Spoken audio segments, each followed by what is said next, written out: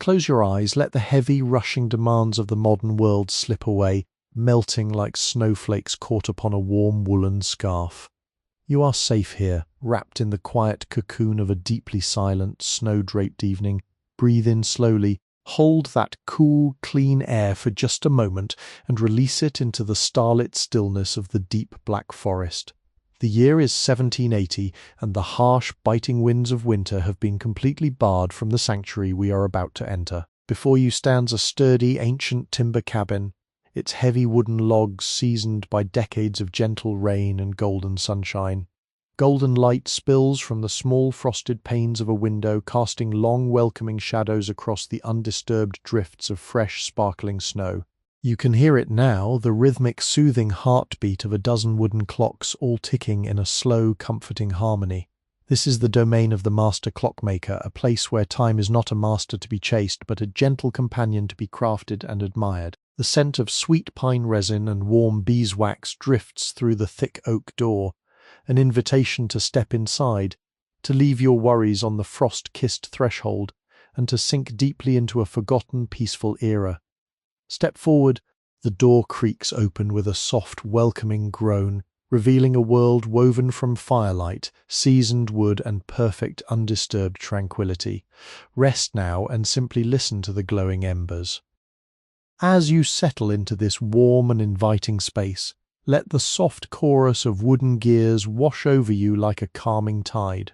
If you find comfort in these forgotten corners of the past, where shadows dance slowly and history whispers its secrets, consider leaving a gentle mark of your visit by subscribing to our channel. By joining this quiet circle, you ensure that more peaceful journeys through time will always find their way to your screen, offering a safe harbor whenever the present day feels too loud or too bright. Simple click of the like button acts as a flickering candle in the window, guiding other weary travelers toward this restful sanctuary. Feel free to share your thoughts in the comments below, perhaps whispering where you are listening from as you drift towards sleep. Every interaction helps these historical embers burn just a little longer, a little brighter in the darkness. Now, with that small connection made, allow your breathing to deepen and match the steady, unhurried rhythm of the pendulum swinging gently against the plaster walls. There is nothing left for you to do tonight but rest, to breathe, and to let the artisan magic of the Black Forest carry you far away from waking concerns. Settle in, close your weary eyes, and prepare to step further into the warmth of 1780, where time is slow, peace is plentiful, and dreams are waiting just beyond the next soft turn of the carved wooden clock gears now. The physical structure of the clockmaker's cabin is a marvel of rustic, enduring architecture, born directly from the ancient mineral-rich soil of the Black Forest itself. To stand before its exterior walls is to witness a quiet, ongoing conversation between human craftsmanship and the raw, unyielding power of nature.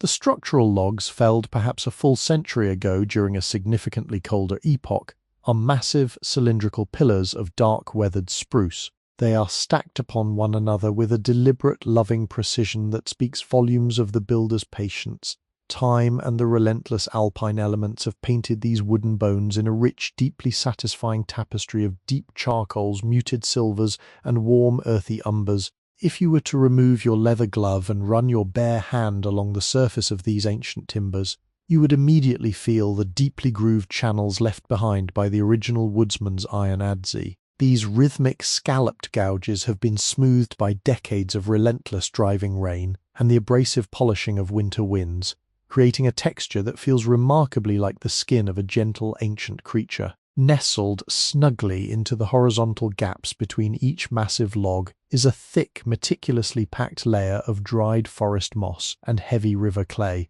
forming a perfect, impenetrable seal against the biting winter drafts. This chinking, a humble but vital insulation, still bears the subtle, textured imprints of the artisan's thumbs who pressed it firmly into place so long ago. It stands as an enduring, silent testament to the fundamental human desire for enveloping warmth in the midst of a vast, indifferent wilderness. Minute, fragile crystals of frost have formed along the rough, peeling edges of the spruce bark, catching the pale, ethereal glow of the moon and shattering the ambient light into a million microscopic, prismatic reflections that twinkle lazily against the dark timber.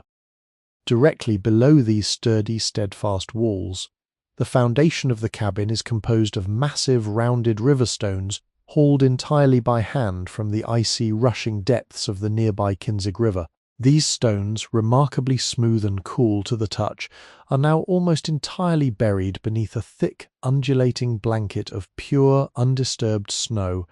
The snow in this deep forest clearing does not merely fall, it rests. It accumulates in heavy, graceful swoops and soft, rounded mounds that completely blur the sharp, mathematical angles of the architecture into something entirely organic, soft and deeply comforting to the eye. The white drifts curve smoothly upward against the stone foundation, creating a gentle, sloping embankment that perfectly insulates the interior floorboards from the deep, penetrating frost of the subterranean earth. As you gaze softly upon this pristine white canvas, you can clearly distinguish the subtle, shifting shades of cool indigo and deep violet cast by the long, stretching shadows of the surrounding towering pine trees. The forest holds its collective breath. The towering evergreens stand as silent, steadfast sentinels, their heavy, dark green boughs bowing incredibly low under the immense, crushing weight of the accumulated snowfall. Occasionally, a gentle, localized breeze rustles the highest, unseen branches, sending a cascading, silent shower of sparkling white powder drifting lazily down through the still night air, settling onto the forest floor without making a single sound.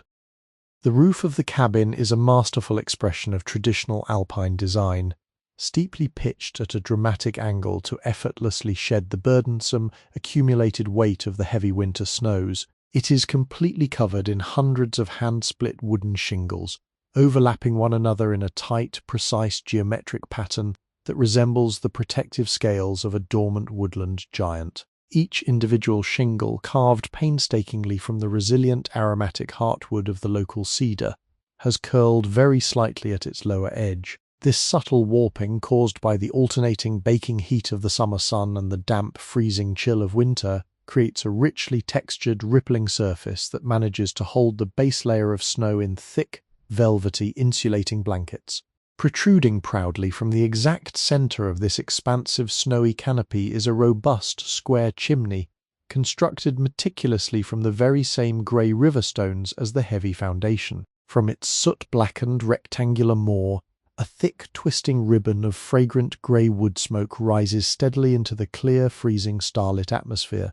The smoke does not dissipate quickly into the night sky, rather it hangs low and heavy in the frigid air, forming a flat, hazy canopy just a few feet above the roofline, firmly trapped by the immense downward pressure of the cold. The scent of this drifting smoke is deeply primal and wonderfully intoxicating, a rich, complex aroma of burning white birch and naturally dried applewood that instantly triggers a profound, unexplainable sense of absolute safety deep within your chest. The narrow, winding path leading up to the main entrance has been diligently and recently swept, though a fresh, powdery dusting of new, dry snow has already begun to soften the sharp, chipped edges of the cleared paving stones. As you take a slow, deliberate step forward onto this path, the fine snow compresses directly beneath the heavy leather sole of your winter boot with a highly satisfying muffled crunch, a remarkably soft, rhythmic sound that perfectly echoes the slow, steady, resting heartbeat of the slumbering forest around you. The air at this hour is so exceptionally crisp, dry, and perfectly still that you can clearly hear the delicate microscopic friction of your own heavy woolen clothing shifting across your shoulders as you gently move. To your immediate left, a small, neatly stacked, rectangular pile of split firewood rests securely against the cabin's timber wall, sheltered perfectly beneath the deep, protective overhang of the sloping eaves. The logs are cut to impressively uniform lengths, their pale, freshly exposed circular ends glowing softly and warmly in the dim ambient moonlight. This stack of wood offers a powerful visual promise of the intense, crackling, radiant warmth that waits patiently just inside the dwelling. Microscopic, lacy layer of delicate frost currently coats the uppermost tier of logs, binding them softly together in a temporary, glistening, icy embrace. You finally stand completely still before the cabin's heavy oak entrance door.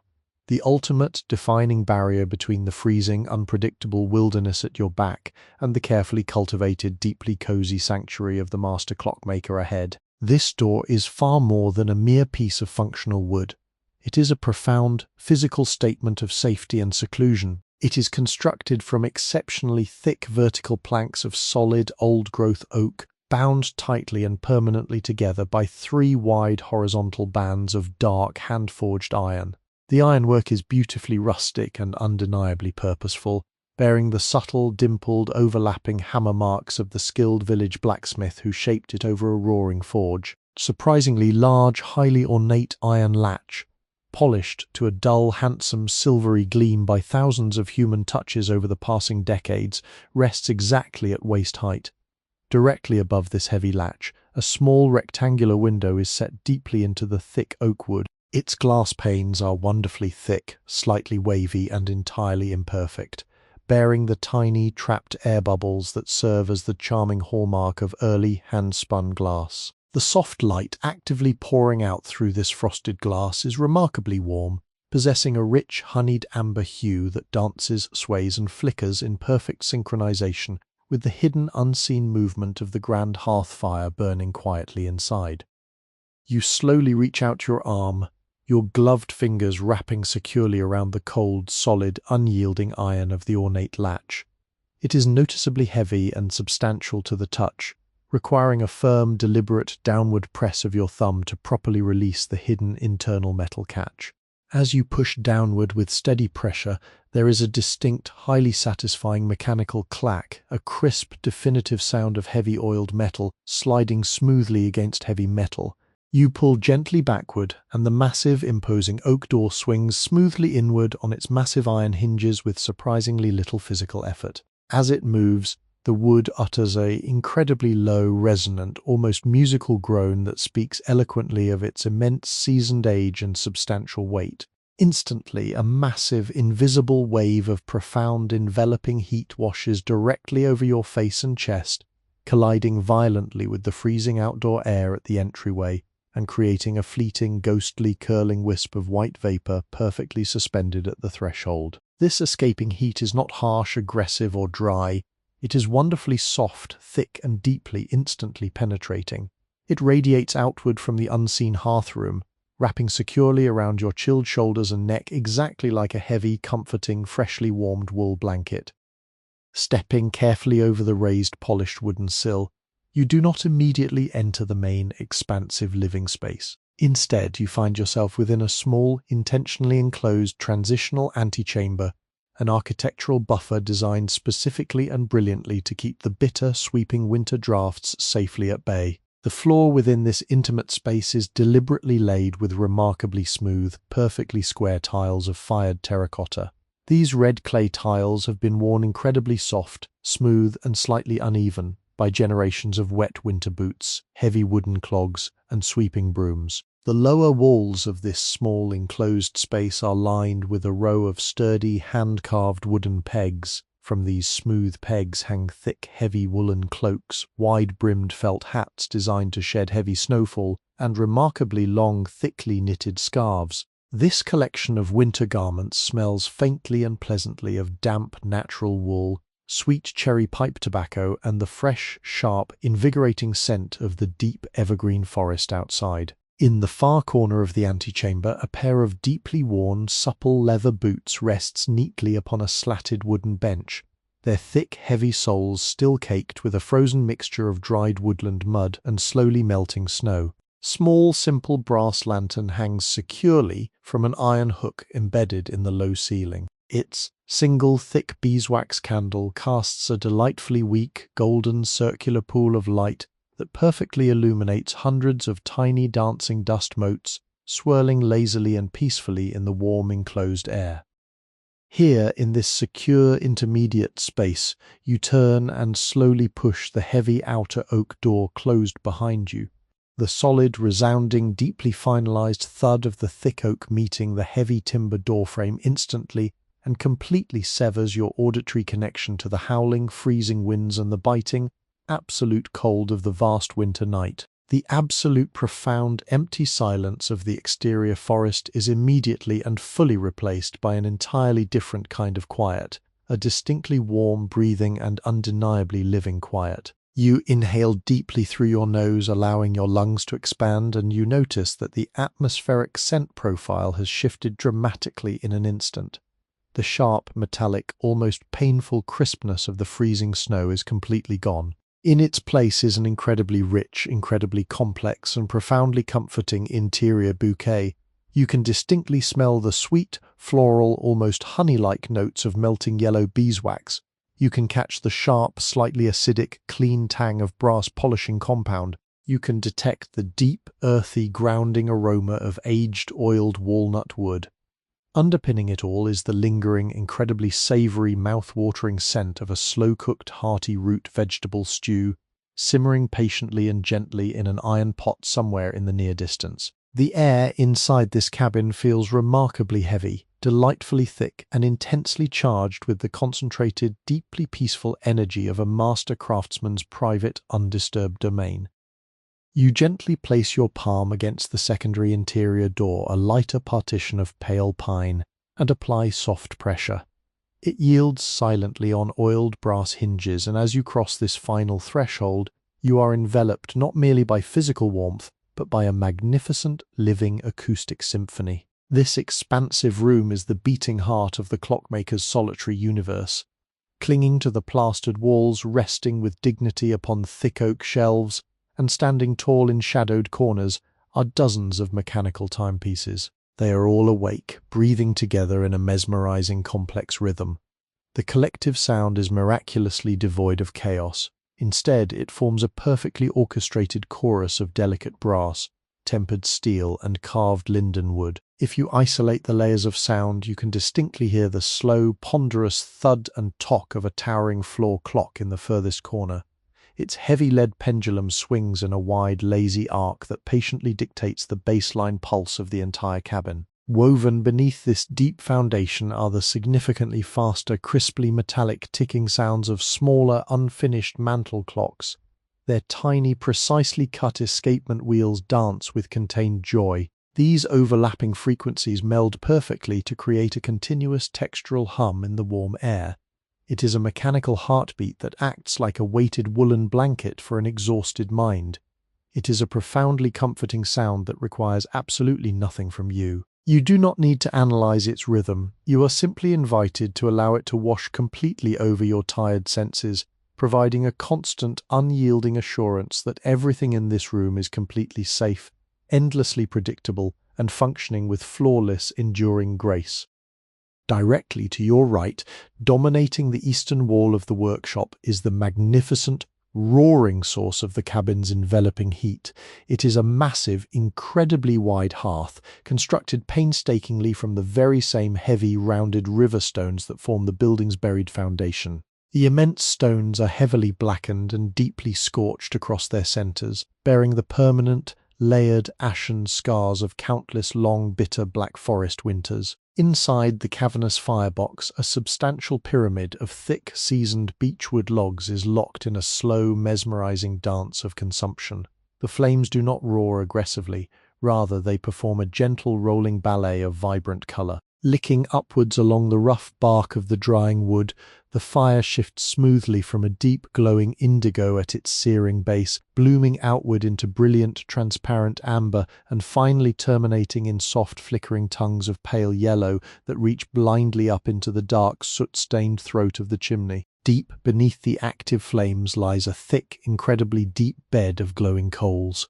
These coals pulse with a steady, intense cherry-red luminescence that seems to breathe in and out with the subtle shifts of air pressure within the quiet room. Occasionally, a brittle, burned-through pocket of wood collapses inward upon itself, with a muffled, sighing crunch, sending a magnificent, upward-swirling shower of tiny, brilliant orange sparks spiraling lazily toward the ceiling, like a captive constellation of dying stars. Suspended over this heat on an articulated, hand-forged iron crane hangs a large blackened cast-iron kettle. The water within it is just barely simmering, maintaining a low, steady, comforting, bubbling sound that perfectly complements the polyrhythmic ticking of the clocks. The heavy iron lid rattles ever so slightly, releasing periodic puffs of pure white steam that instantly dissolve into the warm, remarkably dry cedar-scented air. Your gaze drifts away from the hypnotic embers and slowly settles upon the space situated directly beneath the largest, frost-rimmed window on the opposite wall. This is the master artisan's primary workbench, the incredibly sacred, organized space where raw, unyielding materials are patiently coaxed into tracking the invisible flow of time. The heavy wooden surface of this massive oak table is a vast, beautiful, highly textured map of a lifetime dedicated entirely to focused microscopic labor. It is deeply scarred by decades of accidental gouges from incredibly sharp steel chisels marked by perfect circular burns from hot soldering irons and stained to a rich, glossy mahogany color by years of repeatedly spilled, fragrant whale oil and various sticky wood varnishes. Yet despite these signs of intense, prolonged use, the current state of the bench is a masterclass in deliberate, beautiful organization. Heavily worn, incredibly supple apron of soft brown calfskin leather is casually draped over the back of a simple, three-legged wooden stool, its front pockets perfectly molded and deeply sagging from the constant weight of hidden hand tools. Lined up across the extreme upper edge of the thick oak table, arranged with absolute uncompromising precision, is a breathtaking array of the clockmaker's delicate instruments. There are tiny needle-nosed steel pliers with handles securely wrapped in soft copper wire for a better grip, an assortment of incredibly slender, fine-toothed metal files resting softly upon a small roll of pale chamois cloth, tanned, sharply pointed brass tweezers designed to gently manipulate objects almost entirely invisible to the naked human eye. To the far left side of the bench, a highly polished horn cup holds an array of delicate brushes made from soft camel hair, used exclusively for dusting the fragile interiors of the most complex mechanical movements. Moving closer to the heavy bench, you lean in very slightly, captivated by a small, highly focused pool of intense golden light cast by a single, thick, slow-burning beeswax candle resting in a heavy brass holder. Directly within this warm, perfectly circular puddle of illumination lies a small, perfectly square pad of deep, light-absorbing black velvet fabric. Resting precisely in the exact mathematical center of this dark velvet square is a solitary, incredibly intricate, freshly cut brass gear. This single tiny object is a profound testament to the limits of human patience and absolute, unwavering focus. It is no larger than a common silver coin, yet it contains exactly 60 perfectly uniform, sharply angled microscopic teeth, each one painstakingly filed and shaped by hand over the course of many silent, solitary hours. The smooth, flat surface of the central brass disc has been polished to such an impossibly high, reflective mirror finish that it flawlessly catches the dancing reflection of the nearby candle flame, trapping a tiny shifting drop of liquid golden light within its cold metallic surface. If you were to look extremely closely, peering down with immense concentration, you might just barely detect the incredibly fine, microscopic parallel striations left behind by the final smoothing passes of the master's finest polishing stone. The metallic scent of this freshly cut, warmed brass mingles perfectly with the sharp, clean, slightly medicinal odor of the specialized lubricating oil kept in a tiny glass vial nearby. It is a scent profile of pure, focused creation. Sitting just adjacent to the velvet square is a beautifully smooth, circular, unfinished wooden clock face, roughly carved from incredibly soft, pale linden wood. The artisan has only just begun to outline the grand, elegant Roman numerals in faint, erasable charcoal lines. The raw wood smells faintly of sweet, dried summer blossoms, a ghostly, lingering memory of the warm, sun-drenched forest from which it was gently harvested, completely untouched by the freezing, biting, snowy winds that silently batter the thick log walls outside. Here, within the warm, glowing circle of the artisan's solitary lamp, time is not passing at all, it is simply waiting, quietly and patiently, to be born. Moving slowly away from the active center of the workbench, your quiet exploration leads you to a recessed, dimly lit alcove tucked tightly beneath the steeply sloping pitch of the cabin's timber stairs. Here, perfectly shielded from the direct heat of the roaring hearth fire, resides the master clockmaker's private sanctuary of collected knowledge. It is a massive freestanding bookcase constructed entirely from thick, unvarnished planks of deeply aged chestnut wood. The horizontal shelves, each one easily the thickness of a grown man's forearm, bow downwards ever so slightly in their exact centers, permanently warped by the incredible sustained gravitational pull of the heavy volumes they have cradled for decades. The wood of this shelf is entirely different from the oiled oak of the workbench. It is remarkably dry to the touch, possessing a porous, almost velvety surface that seems to actively absorb the ambient light rather than reflect it. Along the outer vertical edges of the frame, delicate, sweeping curves have been carved with a surprisingly light touch, highlighting the intricate, looping wood grain that tells the silent, biological story of the chestnut tree's long, slow growth. The wide, uneven wooden floorboards immediately surrounding the base of this heavy bookcase creak ever so softly beneath your deliberate weight, emitting a low, resonant groan that fades instantly back into the quiet hum of the ticking clocks. Fine, incredibly delicate layer of undisturbed pale dust has settled along the very back edges of the empty spaces on the lower shelves, looking exactly like a microscopic dusting of newly fallen snow. It is a profoundly peaceful sight, a gentle visual confirmation that this particular corner of the room is rarely disturbed by sudden movements, rushing drafts, or the chaotic urgency of the outside world. Standing shoulder to shoulder upon these sagging chestnut planks is an awe-inspiring, eclectic collection of heavy, leather-bound tomes, their dense, tightly packed pages holding the accumulated mechanical wisdom of countless generations. These are not pristine, untouched decorative objects kept purely for display. They are heavily used, deeply loved, and frequently consulted tools of the artisan's exacting trade. If you lean in closely, bringing your face mere inches from the lined, textured spines, you are instantly greeted by the intoxicating, complex, and deeply comforting scent of ancient, aging books. It is a remarkably rich, sweet, almost dessert-like aroma. As the organic lignin within the handmade paper slowly breaks down over the passing decades, it releases a subtle chemical compound that smells identically to warm, dried vanilla beans, expertly blended with the faint, earthy musk of cured animal hide and the incredibly dry, powdery essence of crushed autumn leaves. The bindings themselves offer a magnificent, varied feast for the tactile senses. Some are tightly wrapped in remarkably smooth, pale pigskin that has yellowed unevenly over time to the exact color of aged ivory, while others are encased in thick, deeply textured, dark brown calfskin that bears a striking resemblance to the furrowed bark of the ancient spruce trees standing guard outside in the freezing night. Across the curved, rigid spines of these heavier volumes run thick, raised horizontal bands, protecting the thick internal linen stitching that tightly binds the massive folios together. Flaking faded gold leaf, applied with painstaking microscopic care by a long-dead bookbinder, still clings stubbornly to the deeply debossed ornate lettering of the titles.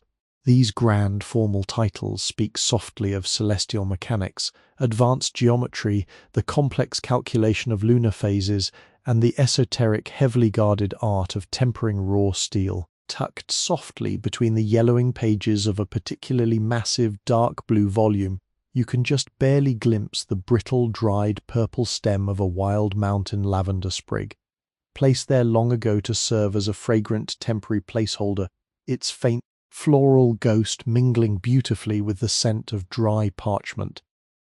Directly adjacent to this imposing wall of bound knowledge sits a significantly lighter, beautifully angled drafting desk, completely dedicated to the incredibly quiet, intensely cerebral process of mechanical design. Unlike the heavy, scarred horizontal oak of the main workbench, the surface of this specialized drafting table is tilted sharply upward, constructed from perfectly smooth, flawlessly planed panels of pale butter-yellow maple. This sharply angled surface was specifically designed by the craftsman to capture the absolute maximum amount of natural, indirect light, filtering weakly through the nearby frosted window pane during the desperately short grey afternoons of the deep black forest winter.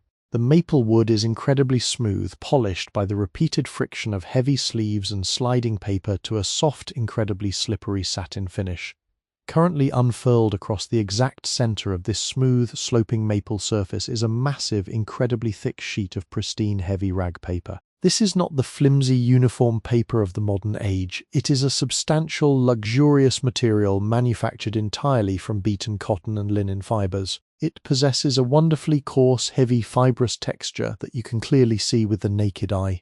Its pale cream surface riddled with microscopic, irregular bumps and tiny, deeply embedded threads that cast microscopic shadows in the candlelight. The outer edges of the large sheet are not sharply cut with a blade, but rather delightfully uneven and feathery, maintaining the organic, incredibly soft deckled edge formed naturally during the ancient, wet paper-making process. To prevent this heavy, incredibly stiff sheet from curling tightly back into its original stubbornly rolled cylinder, 4 heavy, solid brass weights have been placed carefully at each of its 4 extreme corners. These heavy weights are shaped flawlessly into smooth, perfectly rounded domes, their incredibly dense, golden, metallic surfaces cool to the touch and gleaming softly in the dim, indirect candlelight that spills over gently from the main workbench, casting long, dark, elliptical shadows upwards across the slanted maple board.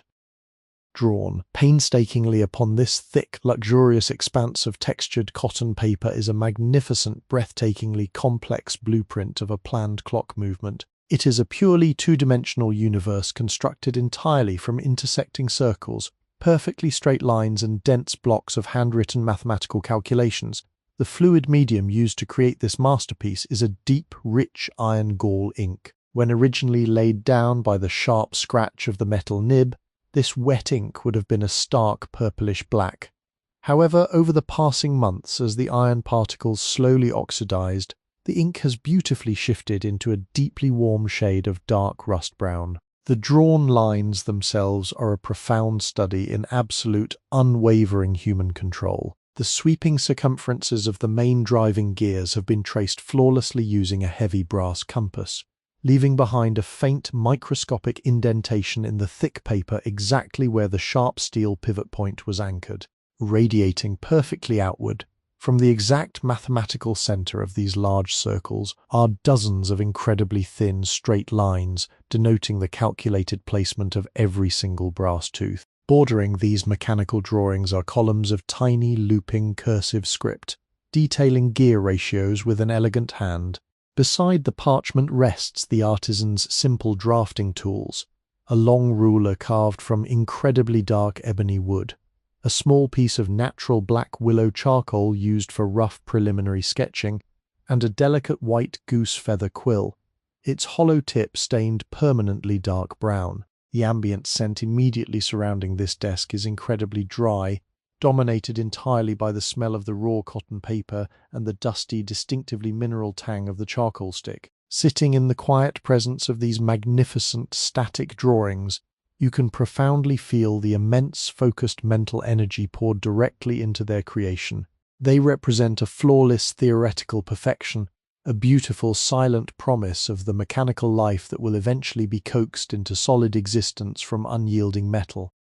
Stepping away from the sharply angled maple drafting desk, your silent journey across the creaking floorboards leads you towards the most intimate, shielded corner of the entire cabin. Here, deliberately sequestered from the open expanse of the active workshop, lies the master artisan's personal sanctuary of profound rest. The entrance to this small, recessed sleeping alcove is completely obscured from view by a magnificently heavy floor-to-ceiling curtain woven from thick, dark forest green velvet. This immense expanse of fabric hangs with a solemn, imposing weight from a thick, hand-carved wooden rod, suspended securely by a series of large, tarnished brass rings. If you were to gently pinch the edge of this curtain between your thumb and forefinger, you would instantly feel the dense plush pile of the velvet fibers. It is a deeply luxurious, soft texture that seems to swallow the ambient light, creating vertical folds and deep, sweeping valleys of rich, velvety shadow that shift slowly with the microscopic currents of warm air circulating through the room. As you slowly push the heavy fabric aside to peer into the alcove, the large brass rings slide horizontally across the smooth wooden rod with a highly satisfying resonant wooden clatter, a low rhythmic sequence of soft impacts that gently announces your arrival into this private cocoon. The air immediately behind this heavy velvet barrier is noticeably warmer, distinctly still and intensely insulated, designed to entirely block out the endless ticking of the clocks and the relentless pressure of the freezing winter storm raging helplessly outside.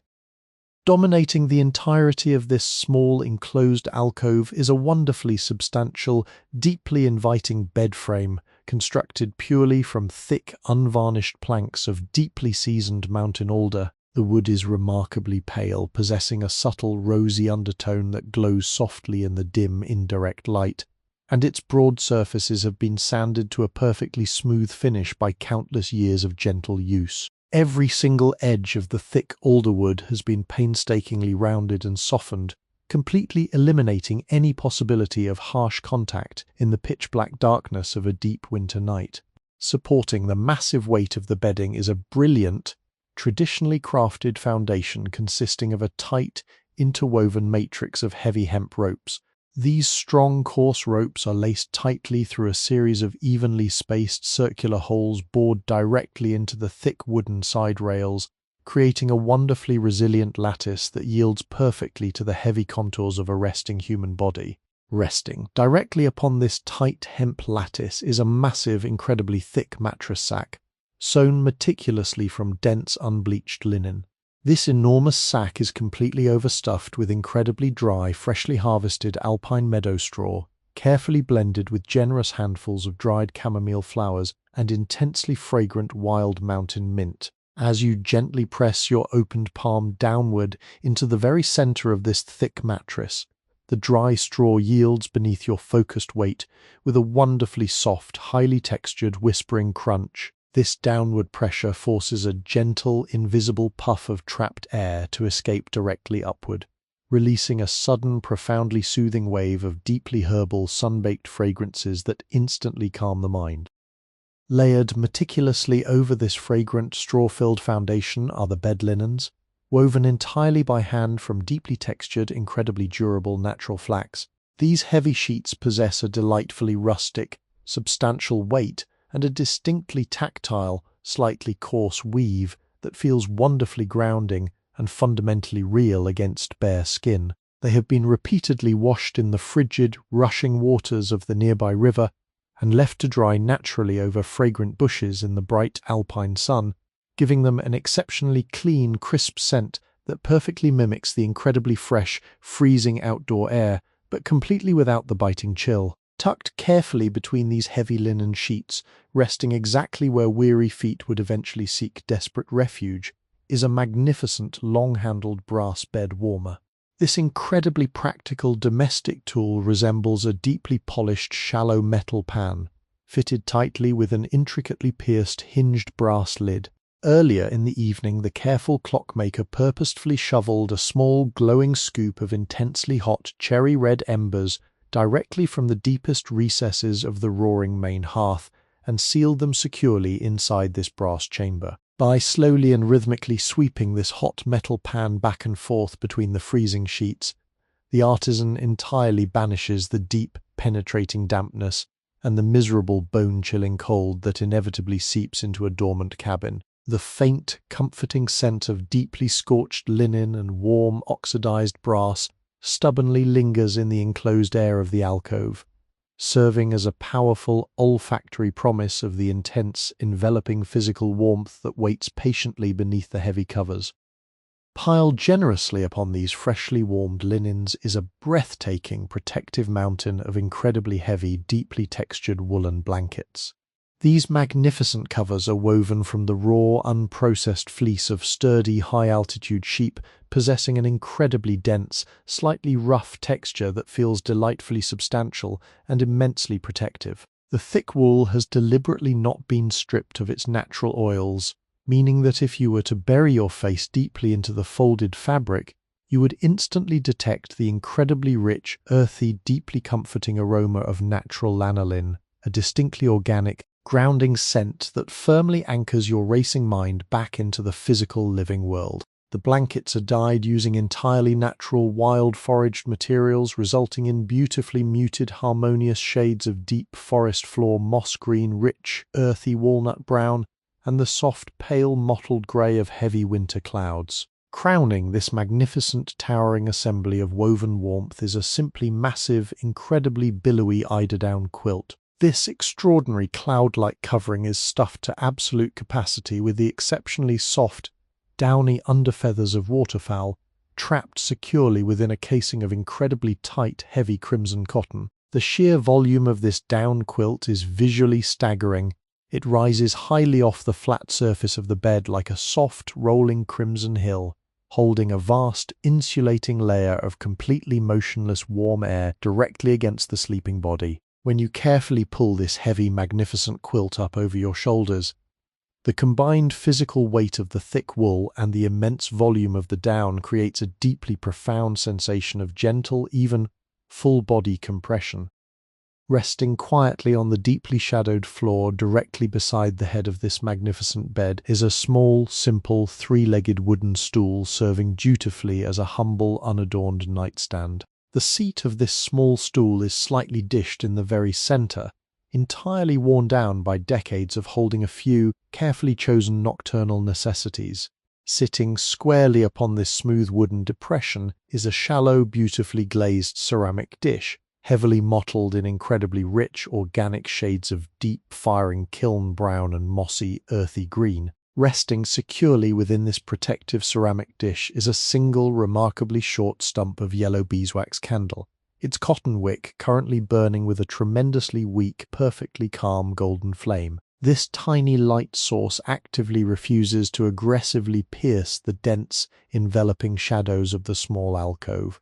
Instead, it merely manages to paint the immediate surrounding wood with a wonderfully warm, profoundly soft, deeply amber glow. Beside this flickering candle sits a heavy, remarkably simple pewter cup, filled to its absolute brim with incredibly cold, remarkably pure water drawn directly from the deeply frozen, silent well located just outside the heavy oak door. The exterior surface of this cold pewter cup is entirely covered in thousands of microscopic beads of condensation, actively catching the faintly dancing candlelight and transforming it into a tiny localized constellation of shimmering liquid stars. Everything within this hidden, insulated, perfectly silent resting space is completely prepared, waiting with absolute infinite patience to cradle an exhausted mind in enveloping peace. Moving deliberately away from the heavily insulated sleeping alcove, your silent, slow navigation across the wide creaking floorboards leads you steadily toward the northernmost wall of the expansive main room. Here, tucked completely away from the radiating, intense heat of the roaring stone hearth, stands a much smaller, significantly lower doorway. This humble, easily overlooked entrance is constructed entirely from rough-hewn, unpolished planks of silvery grey ashwood, bound permanently together by incredibly simple, deeply rusted iron hinges that look as though they were painstakingly forged a full century ago. This is the heavy, deliberately insulated barrier protecting the artisan's winter pantry, a vital, meticulously curated vault of subterranean sustenance designed specifically to hold the absolute worst starving ravages of the long, freezing alpine winter entirely at bay. Unlike the beautifully oiled brass handles found elsewhere in the cozy dwelling, the latch on this particular heavy door is merely an incredibly smooth, highly worn wooden peg, carved intricately and repeatedly by hand to fit perfectly into a receiving, deeply worn notch in the frame. As you gently lift this smooth peg, you immediately feel a distinct, highly concentrated rush of dramatically cooler air spill slowly out over the heavy tops of your leather winter boots. This cascading, invisible waterfall of air is not the biting, aggressive, moisture-stripping wind of the howling exterior blizzard, but rather a profoundly calm, deeply earthy and intensely still coolness. It carries closely with it a magnificent, overwhelmingly complex olfactory tapestry, a deeply comforting, incredibly dense scent profile that speaks eloquently of careful, exhausting autumn preparation and absolute, undeniable physical security. You step carefully downward, your heavy boots leaving the raised, warm wooden floor of the workshop and making quiet, deeply muffled contact with the incredibly hard, completely packed earthen floor of the small windowless storage room. The ambient light inside this small sunken chamber is incredibly scarce, provided solely by the weak, beautifully amber glow of the distant hearth fire, spilling very softly through the open doorway at your back. However, as your eyes gradually and patiently adjust to the heavy, enveloping, incredibly soft shadows, the magnificent suspended ceiling of the pantry slowly begins to reveal its incredibly textured hanging botanical treasures. The low, rough-hewn ceiling joists are practically invisible to the naked eye, completely and utterly obscured by an astonishingly dense, upside-down forest of beautifully preserved, dried organic matter. Hanging heavily from dozens of simple hand-carved wooden pegs are massive, tightly woven braids of late-summer garlic. The papery, incredibly thin outer skins of these clustered bulbs catch the extremely faint ambient light, shimmering gently with a distinctly pearlescent, wonderfully translucent quality that beautifully resembles the delicate, discarded wings of a dormant giant woodland moth. Right beside them hang equally massive, beautifully heavy chains of curing yellow onions, their deeply rounded, perfectly smooth surfaces completely encased in highly brittle, rust-colored, incredibly dry protective husks. When the subtle shifting drafts from the opened doorway gently agitate these hanging clusters, the dry, flaky skins lightly brush against one another, producing a wonderfully soft, continuous, incredibly brittle whispering sound. A microscopic, highly papery rustle that completely fills the cool, dense air with a soothing acoustic texture. Interspersed carefully and purposefully among these heavy root bulbs are dozens of intricately tied upside-down bundles of culinary and powerful medicinal herbs painstakingly harvested during the absolute peak of the sweltering bright July heat. There are remarkably thick bunches of silver-green sage, intensely fragrant branches of needle-like rosemary, and massive wild clusters of delicate mountain thyme. Even completely dried and seemingly dormant, these magnificent herbs constantly release a powerful, sharply medicinal and deeply floral perfume into the cool, unmoving air. It is a beautiful, lingering, aromatic ghost of the bright, sun-drenched alpine summer that has long since surrendered entirely to the heavy ice. Lining the heavy, completely cold stone walls of this sunken, quiet room are remarkably thick, incredibly sturdy shelves built entirely from unfinished, deeply rough, heavy oak planks. These massive wooden ledges bow ever so slightly in their exact centers under the immense, combined physical weight of dozens of massive, beautifully glazed ceramic storage crocks. These heavy clay vessels are exceptionally thick-walled and wonderfully substantial, painted generously in deeply rich, incredibly glossy shades of dark cobalt blue and earthy, heavily mottled slate grey. The very top opening of each large, heavy crock is securely covered by a perfectly taut, perfectly circular piece of heavy, unbleached linen fabric, pulled incredibly tight across the smooth ceramic lip and tied permanently into place with a long length of incredibly rough, deeply textured brown hemp twine. Inside these cool, heavy stone vessels rests the deeply savory, intensely fermented, life-sustaining wealth of the final autumn harvest. There are enormous, packed quantities of finely shredded, heavily salted green cabbage, slowly transforming into intensely sour, perfectly preserved winter sustenance. The faint, highly acidic, pleasantly sharp tang of this incredibly slow, invisible fermentation actually permeates the heavy linen cloth covers, cutting beautifully and sharply through the dusty, dry aroma of the hanging herbs overhead. Resting precisely on the very highest oak shelf, pushed carefully all the way to the back to protect them perfectly from any accidental bumps or sudden movements, are a dozen small, completely clear, thick glass jars filled right to their absolute brims with thick, incredibly dark wild forest honey, gathered entirely from the deep, hidden nectar of high-altitude pine trees and wild alpine heather. This specific, incredibly rare honey is not the pale, runny, golden liquid of the warm lowlands. Instead, it is an incredibly viscous, deeply dark amber substance, so incredibly rich and immensely heavy that it has already begun to slowly and beautifully crystallize in the intense, pervasive, constant cold of the underground room.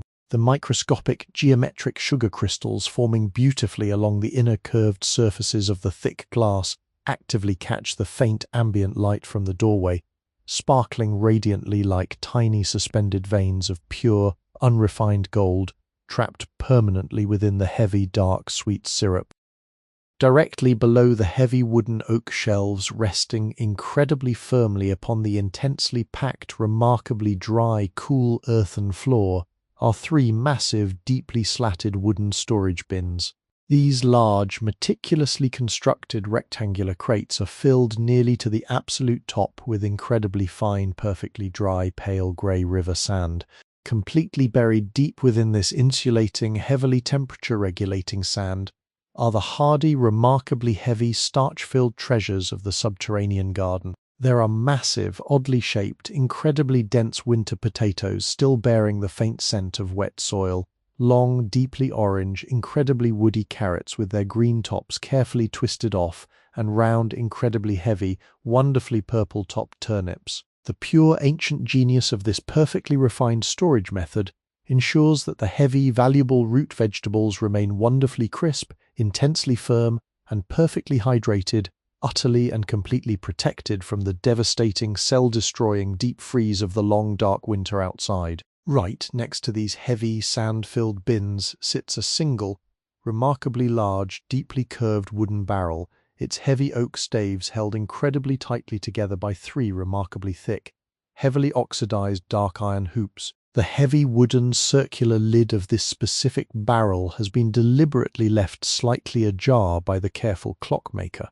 purposely allowing the intense, overwhelmingly sweet, incredibly concentrated aroma of hundreds of carefully sliced, completely dehydrated orchard apples to waft freely and generously into the cool, profoundly still air. The soft flesh of these dried apples has beautifully oxidized over the preceding cooling months into a deeply rich, highly wrinkled, beautiful dark mahogany color, their natural sweet fruit sugars dramatically and wonderfully intensifying as the water was slowly, patiently drawn completely away by the gentle late autumn sun. Taking a deep, incredibly slow breath in this intensely quiet, wonderfully cool, deeply provisioned space, you are profoundly and deeply struck by an unshakable, immense feeling of absolute, undeniable security. The devastating, howling, deeply freezing storm raging furiously outside the thick timber walls of the cabin is rendered completely, entirely powerless against the sheer, carefully calculated abundance gathered patiently within this tiny, completely still, delightfully fragrant, hidden subterranean room.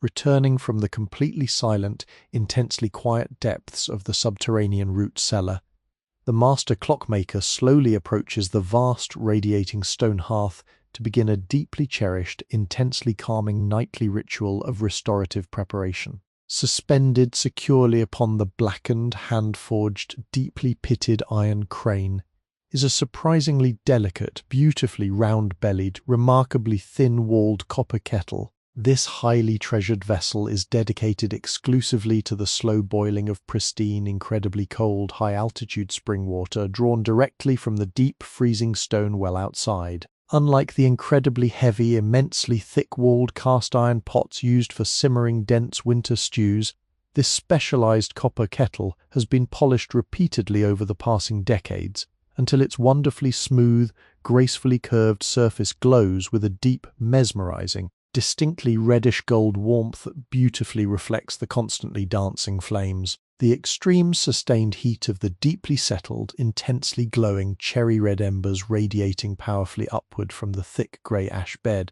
has slowly coaxed the resting water inside the kettle from a quiet, gentle simmer into a wonderfully active, highly energetic, continuous rolling boil. If you close your eyes and listen with deep intent, you can distinctly hear the fascinating, incredibly complex acoustic evolution of this specific boiling process. It begins strictly as an incredibly low, highly muted, deeply rhythmic, hollow thumping sound emanating from deep within the dark belly of the metal vessel, remarkably similar to the perfectly steady beating of a massive distant resting drum. As the immense thermal energy builds within the enclosed space, This incredibly deep, rhythmic thumping smoothly transitions into a surprisingly crisp, intensely continuous hissing vibration that completely fills the immediate area with a profoundly deep, comforting acoustic warmth. Wonderfully dense, pure white plume of intensely hot steam currently escapes with an incredibly soft, continuous rushing sigh from the gracefully curved, highly polished spout of the copper kettle, dancing wildly as it violently collides with the significantly cooler ambient air. Resting patiently upon a remarkably small, naturally protruding, heavily soot-stained stone ledge specifically built into the rough side of the massive stone hearth is the artisan's intensely private, meticulously curated tea caddy. This is not a common, mass-produced metal tin, but a breathtakingly exquisite, completely rectangular, incredibly solid box painstakingly carved entirely by hand from a single block of rare, deeply burled, dark mountain walnut wood. The entire exterior surface of this remarkably small wooden box is a magnificent, swirling topographical map of impossibly tight, deeply interlocking wood grains. This organic surface has been polished purely by the natural, transferring oils of the human hand over countless winter nights to a perfectly smooth, completely frictionless, glass-like finish that desperately begs to be gently touched. When the quiet clockmaker carefully and deliberately lifts the perfectly fitted, completely unhinged wooden lid,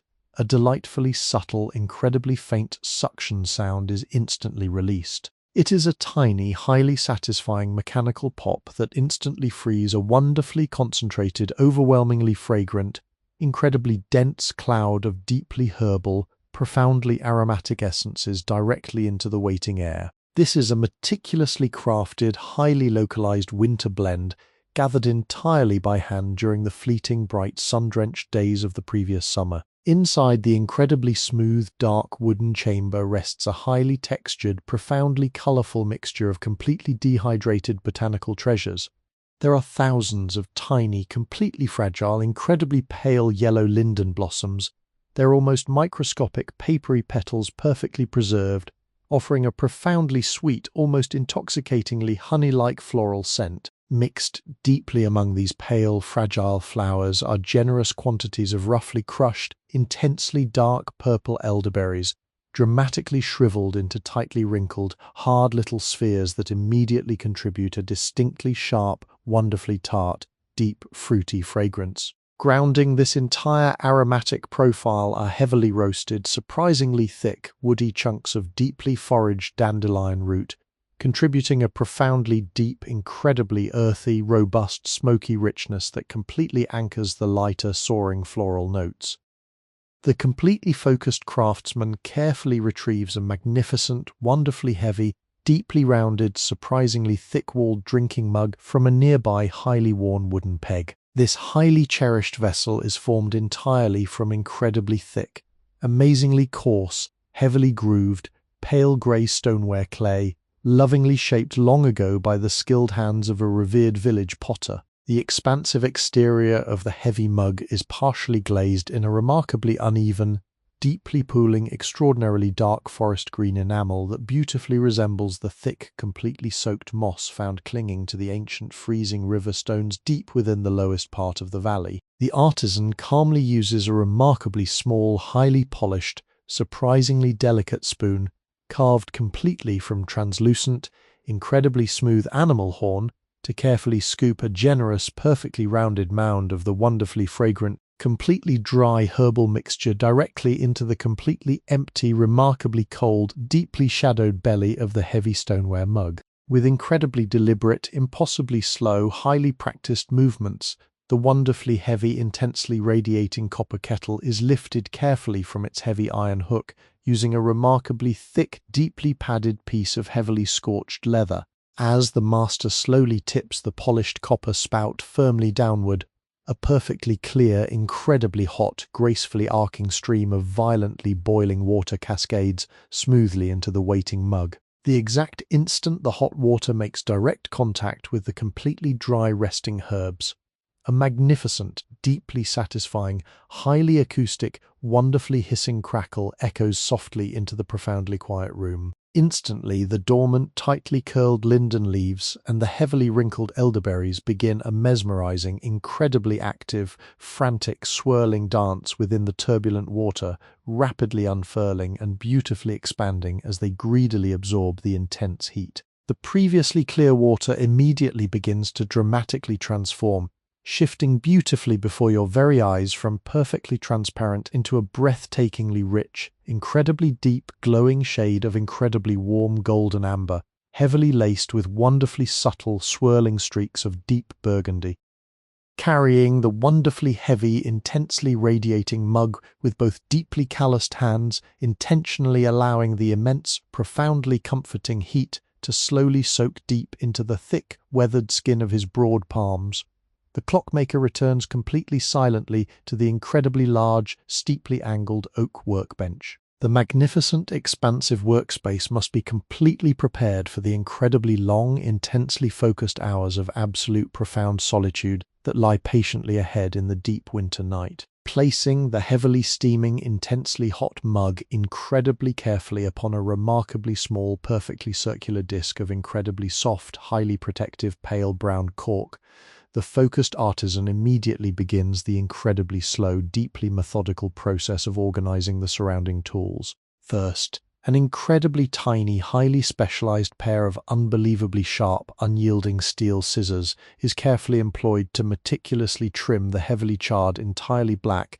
distinctly curling wick of a freshly lit, wonderfully fragrant yellow beeswax candle. This remarkably simple, utterly necessary action ensures that the resulting, beautiful golden flame will consistently burn with uncompromising, perfect steadiness, remaining entirely free from any potentially distracting, actively flickering shadows or sudden bursts of acrid smoke. Next, a beautifully soft, perfectly flat hand brush, fashioned painstakingly from the extremely fine, perfectly pale winter coat of a remarkably fast wild mountain hare, is methodically used to gently sweep the vast, highly textured wooden surface of the heavy oak bench. This incredibly soft, deeply rhythmic, totally silent sweeping motion perfectly gathers up an incredibly fine, nearly invisible, beautifully metallic dust of widely scattered, microscopic golden brass shavings left over from the long afternoon's intensely focused filing work. These incredibly sharp metallic flakes beautifully catch the perfectly steady candle flame as they are carefully swept together, sparking brilliantly for a fleeting fraction of a second before being safely deposited into a remarkably small, deeply supple leather disposal pouch. With the highly textured wooden surface perfectly cleared and beautifully illuminated, the deeply calm artisan finally reaches out to wrap both exhausted hands securely around the incredible massive heat of the resting stoneware mug, breathing in the profoundly rich steam before taking the very first, incredibly slow, perfectly scalding, entirely comforting sip.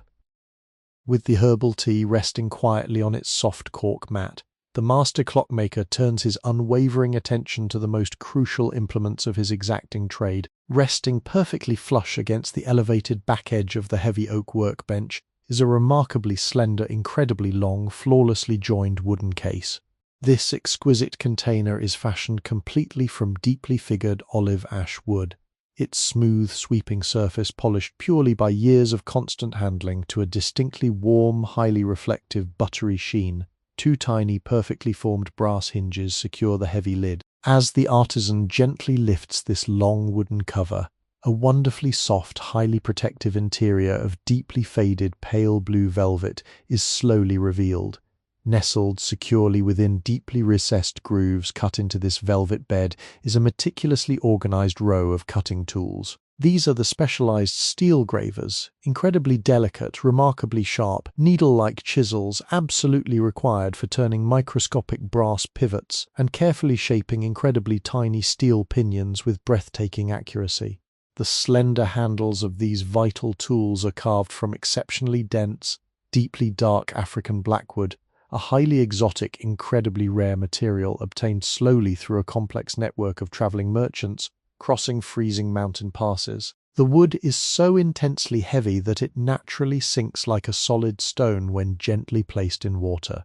The cool, perfectly smooth, beautifully bulbous shape of each dark handle is brilliantly designed to nestle securely into the fleshy center of the artisan's broad palm, acting quite literally as a direct, flawlessly rigid extension of his own physical body. Despite their seemingly perfect appearance, the experienced artisan knows intimately that these delicate steel tips require constant, uncompromising maintenance to perform their exacting duties. Carefully sliding the wooden case left, the master gently pulls forward a highly worn, perfectly rectangular, incredibly heavy sharpening stone. This specific whetstone is a deeply cherished block of extremely fine-grained pale grey slate, harvested decades ago from a constantly dripping subterranean quarry located far across the winding river valley. The exceptionally smooth top surface of this heavy stone is heavily stained with sweeping, deeply embedded, dark swirling patterns, a permanent visual record of thousands of past sharpening sessions carried out deep within the silent winter nights. Reaching to the extreme upper right corner of the expansive workbench, the clockmaker carefully retrieves a beautifully faceted, completely transparent glass vial. This cork-stoppered bottle contains an incredibly pure, intensely refined pressing of pale golden neatsfoot oil. With a perfectly controlled hand, the artisan slowly tilts the delicate glass vial, allowing exactly 3 perfectly spherical, incredibly viscous drops of the pale oil to fall silently onto the cold slate. The thick oil strikes the extremely smooth stone surface without a single sound, immediately pooling into a remarkably thick, perfectly circular, shimmering liquid lens that gracefully catches the warm, dancing amber reflection of the nearby beeswax candle. The scent of this highly specialized sharpening oil is profoundly unique and deeply grounding, a very subtle, remarkably mellow aroma that perfectly lacks any sharp chemical edges, smelling wonderfully dense, faintly reminiscent of deeply cured leather left resting patiently in a warm, enclosed room. Selecting the finest, remarkably slender steel graver from the velvet-lined box, the artisan grasps the dark wooden handle with absolute precision. He gently lowers the intensely angled, microscopic, dull steel tip directly into the waiting puddle of golden oil. The physical process of sharpening is a profoundly meditative, highly rhythmic dance of extreme, calculated patience. Pressing the cold steel firmly against the oiled stone at a highly specific mathematical angle, the master moves his hand in incredibly slow, beautifully elongated figure-8 patterns. As the hardened steel glides across the abrasive grit of the fine-grained slate, a beautifully soft, intensely rhythmic sound is born.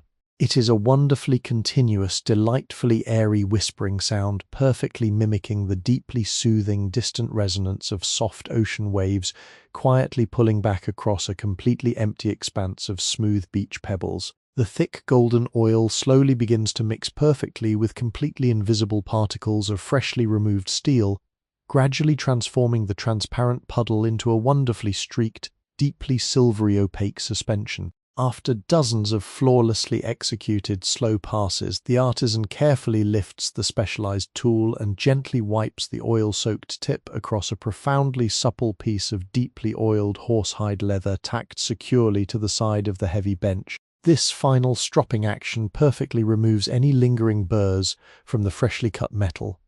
To completely verify the uncompromising perfection of the newly formed edge, the artisan lightly rests the microscopic steel point against the very edge of his own thumbnail. The freshly sharpened steel instantly catches the hard nail completely without the slightest hint of sliding. It is perfectly, terrifyingly sharp, fully ready to carve the unyielding brass, with the absolute grace of a master painter applying soft colors directly to a vast canvas. With the delicate tools now perfectly prepared, completely restored, and resting safely within their soft velvet beds, the artisan rises completely silently from his heavy wooden stool. There is one final, incredibly important structural duty that must be faithfully executed before the deeply focused mechanical work of the deep night can truly commence. He steps incredibly slowly across the vast, creaking floorboards toward the towering, magnificently imposing, immensely tall master regulator clock standing proudly and silently in the darkest, most deeply shadowed corner of the warm, amber-lit room. This is the absolute, undisputed mechanical sovereign of the entire cabin. the perfectly constructed, astoundingly accurate reference timepiece by which every single other instrument in the room is meticulously judged and carefully calibrated. The massive, extremely tall outer case of this grand clock is crafted brilliantly from beautifully figured, intensely dark, richly polished Cuban mahogany, a deeply luxurious wood that constantly emits a wonderfully faint, beautifully dry, intensely spicy, almost cinnamon-like aroma directly into the surrounding, completely still air.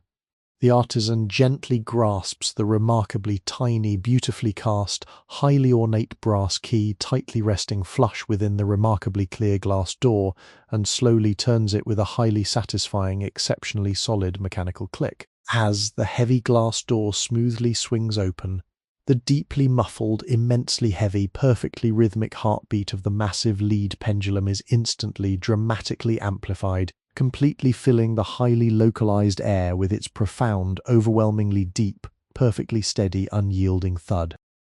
Reaching deep into the cavernous, resonant interior of the massive clock case, the artisan carefully takes hold of a wonderfully heavy, intricate iron winding crank. This specialized tool features a perfectly smooth handle crafted from completely white polished bone. He gently fits the deeply hollowed iron socket of this crank directly onto the protruding steel winding arbor located perfectly in the center of the vast silver-plated brass dial. Now begins the deeply satisfying process of returning absolute kinetic energy directly back into the perfectly balanced mechanical system. As the master slowly, deliberately turns the bone handle in a sweeping clockwise circle, a magnificent, beautifully crisp, purely mechanical ratcheting sound echoes perfectly into the profoundly quiet room. Each single crisp metallic click represents exactly one incredibly robust steel tooth of the massive ratcheting wheel, successfully catching and locking into absolute place. With every intensely forceful, slow rotation of the iron crank, a massively heavy, purely cylindrical lead driving weight, encased tightly in a polished brass shell, is slowly hauled upward. This astonishingly heavy weight is suspended perfectly by a remarkably thick, wonderfully textured cord woven from tightly twisted, heavily waxed catgut. As the heavy weight slowly ascends toward the mechanical movement, you can actually hear the remarkably coarse, waxed texture of the thick cord softly gripping and pulling against the grooved brass barrel. This entire process is a profound, beautifully quiet, localized transfer of purely human, focused energy directly into the unyielding, permanent pull of gravity itself. Once the massive brass weight has reached its highest possible apex, securely nestled tightly beneath the complex movement, the artisan slowly removes the crank and gently closes the tall glass door. The beautifully synchronized, perfectly steady pulse of the cabin is now fully assured for another week of deep, silent winter hibernation. Returning to the deeply worn, gently dished oak stool, the artisan settles his physical weight comfortably into the heavy, deeply creased leather apron. The enclosed space of the warm cabin is completely saturated with a profoundly dense, exquisitely layered tapestry of pure, highly rhythmic sound. It is incredibly important to understand that this acoustic environment is not a chaotic cacophony of random noise, but rather a highly ordered, perfectly structured symphony of mechanical breathing. The massive, incredibly thick spruce logs comprising the exterior cabin walls, heavily packed with dense river clay and completely surrounded by immense tons of freshly fallen, deeply insulating snow, act as a perfect, magnificent acoustic dampener.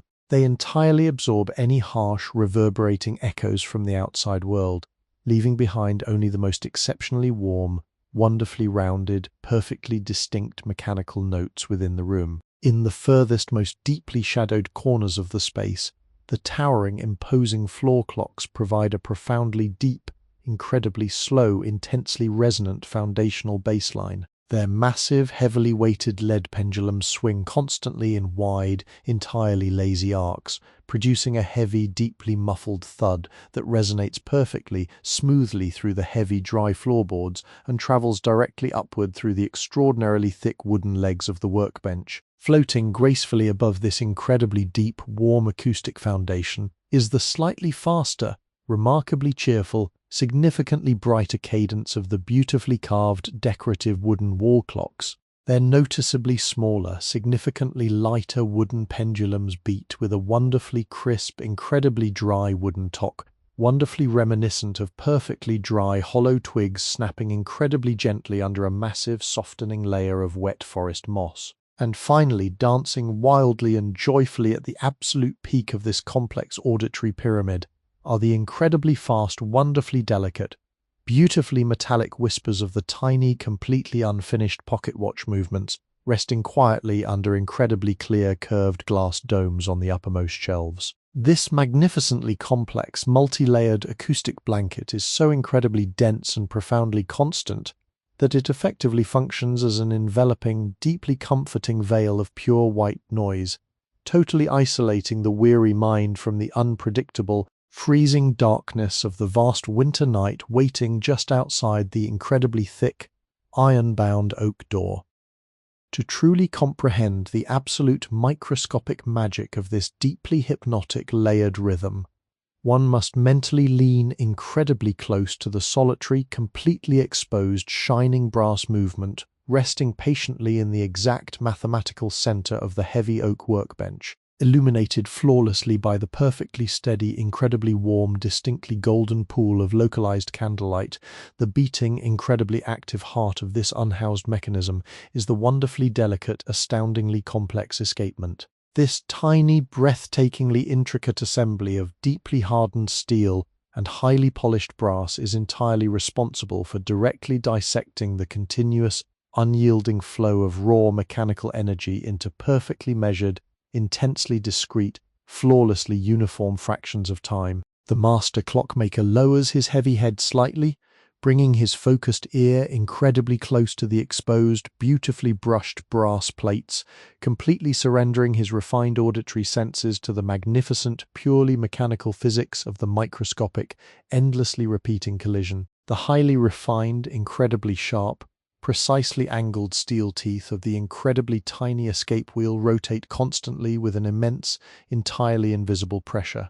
As one single, beautifully microscopic brass tooth drops precisely off the highly polished, beautifully hardened steel face of the locking pallet, it immediately produces the incredibly crisp, astoundingly sharp, wonderfully distinct metallic syllable we universally, fundamentally recognize as the tick. This microscopic, highly localized impact is infinitesimally small, yet within the profoundly absolute, enveloping quiet of the highly insulated cabin, it rings outward with breathtaking, undeniable clarity. Immediately following this sharp, perfectly defined drop, the exact mathematically calculated geometric shape of the steel pallet allows the tiny brass tooth to slide ever so smoothly along its highly polished, deeply oiled, unyielding surface, delivering a wonderfully soft, incredibly vital mechanical push directly through the connecting arbor to the swinging pendulum. Finally, the exact opposite steel pallet swings deeply, perfectly into the calculated path of the continuously rotating wheel, instantly catching the very next tiny brass tooth with a profoundly resonant, slightly deeper, delightfully substantial metallic impact, the unmistakable, immensely satisfying toque. This incredibly rapid, intensely microscopic sequence of drop, smooth slide, and heavy catch happens multiple, precise times every single second, completely invisible to the naked, unaided human eye, but profoundly, deeply perceived by the resting, utterly, completely relaxed ear. The remarkably sharp, completely clean, beautifully pure acoustic quality of this tiny collision is heavily influenced by the microscopic, invisible film of incredibly pure, pale, golden lubricating oil perfectly applied to the intense steel friction points, completely dampening the harsh, ringing, metallic tones and leaving behind only a wonderfully dry, beautifully precise, endlessly comforting mechanical whisper that continually reassures the listening mind. The extraordinary comforting depth of this highly localized soundscape is significantly further enriched by the beautiful, deeply natural physical materials perfectly surrounding the tiny, actively vibrating metallic impacts. The completely raw, absolutely bare brass movement currently resting openly upon the heavy oak desk produces a delightfully bright, beautifully airy, incredibly sharply defined musical note that dissipates almost instantly beautifully into the vast, incredibly warm air of the cabin, However, when these incredibly precise, intensely mechanical movements are eventually, carefully, and permanently housed securely within their magnificent, deeply seasoned, handcrafted wooden cases, the resulting acoustic profile dramatically and beautifully transforms. The completely hollow, incredibly dry, beautifully proportioned, entirely enclosed interior of a finely crafted wooden clock case functions exactly, brilliantly like the incredibly resonant, flawlessly carved acoustic body of a masterfully built, highly treasured stringed instrument. Heavily carved, profoundly thick casing of ancient, deeply oiled, locally harvested Black Forest linden wood perfectly captures the incredibly sharp metallic ticking and wonderfully actively filters it, powerfully absorbing the highest, most piercingly bright frequencies and deeply, profoundly amplifying the wonderfully warm, fundamentally rich, distinctly woody, highly soothing mid-tones. As the heavily weighted, beautifully polished brass pendulum bob slices cleanly, flawlessly back and forth through the highly restricted, entirely enclosed vertical column of absolutely still air residing deep within the dark, heavily shadowed vertical wooden shaft of a tall case clock, reliably creates a wonderfully subtle, incredibly soft, highly rhythmic sighing sound. This incredibly gentle, entirely invisible, rhythmic displacement of the surrounding air acts flawlessly as a wonderfully soft, perfectly metered acoustic exhalation, beautifully, perfectly complementing the remarkably sharp, deeply metallic inhalation of the busy escapement mechanism. The heavy, profoundly solid, incredibly ancient oak planks of the artisan's expansive workbench also actively, continuously participate in this beautiful, invisible acoustic dance. The incredibly sharp, distinct vibrations generated by the tiny, continuously clicking gears travel directly, completely downward through the beautifully turned small brass stabilizing pillars, directly transferring their intense kinetic energy deep into the immensely dense, completely unyielding, highly aged grain of the old oak table. If you were to gently press your bare cheek perfectly flat against the incredibly smooth, heavily scarred, wonderfully oiled surface of the massive wooden table, you would profoundly, physically feel the continuous, deeply vibrating pulse of the completely isolated mechanism. This perfectly translates the entirely abstract, completely invisible mathematical concept of safely passing time into a highly localized, wonderfully comforting, deeply tactile, entirely physical sensation that vibrates perfectly, warmly against your softly resting skin. This profoundly dense, beautifully rhythmic, completely enveloping symphony of deeply comforting interior sound stands in absolute, wonderfully stark contrast to the immense, completely silent, deeply freezing atmospheric pressure, relentlessly, constantly pushing against the completely sealed, highly insulated exterior of the ancient timber cabin.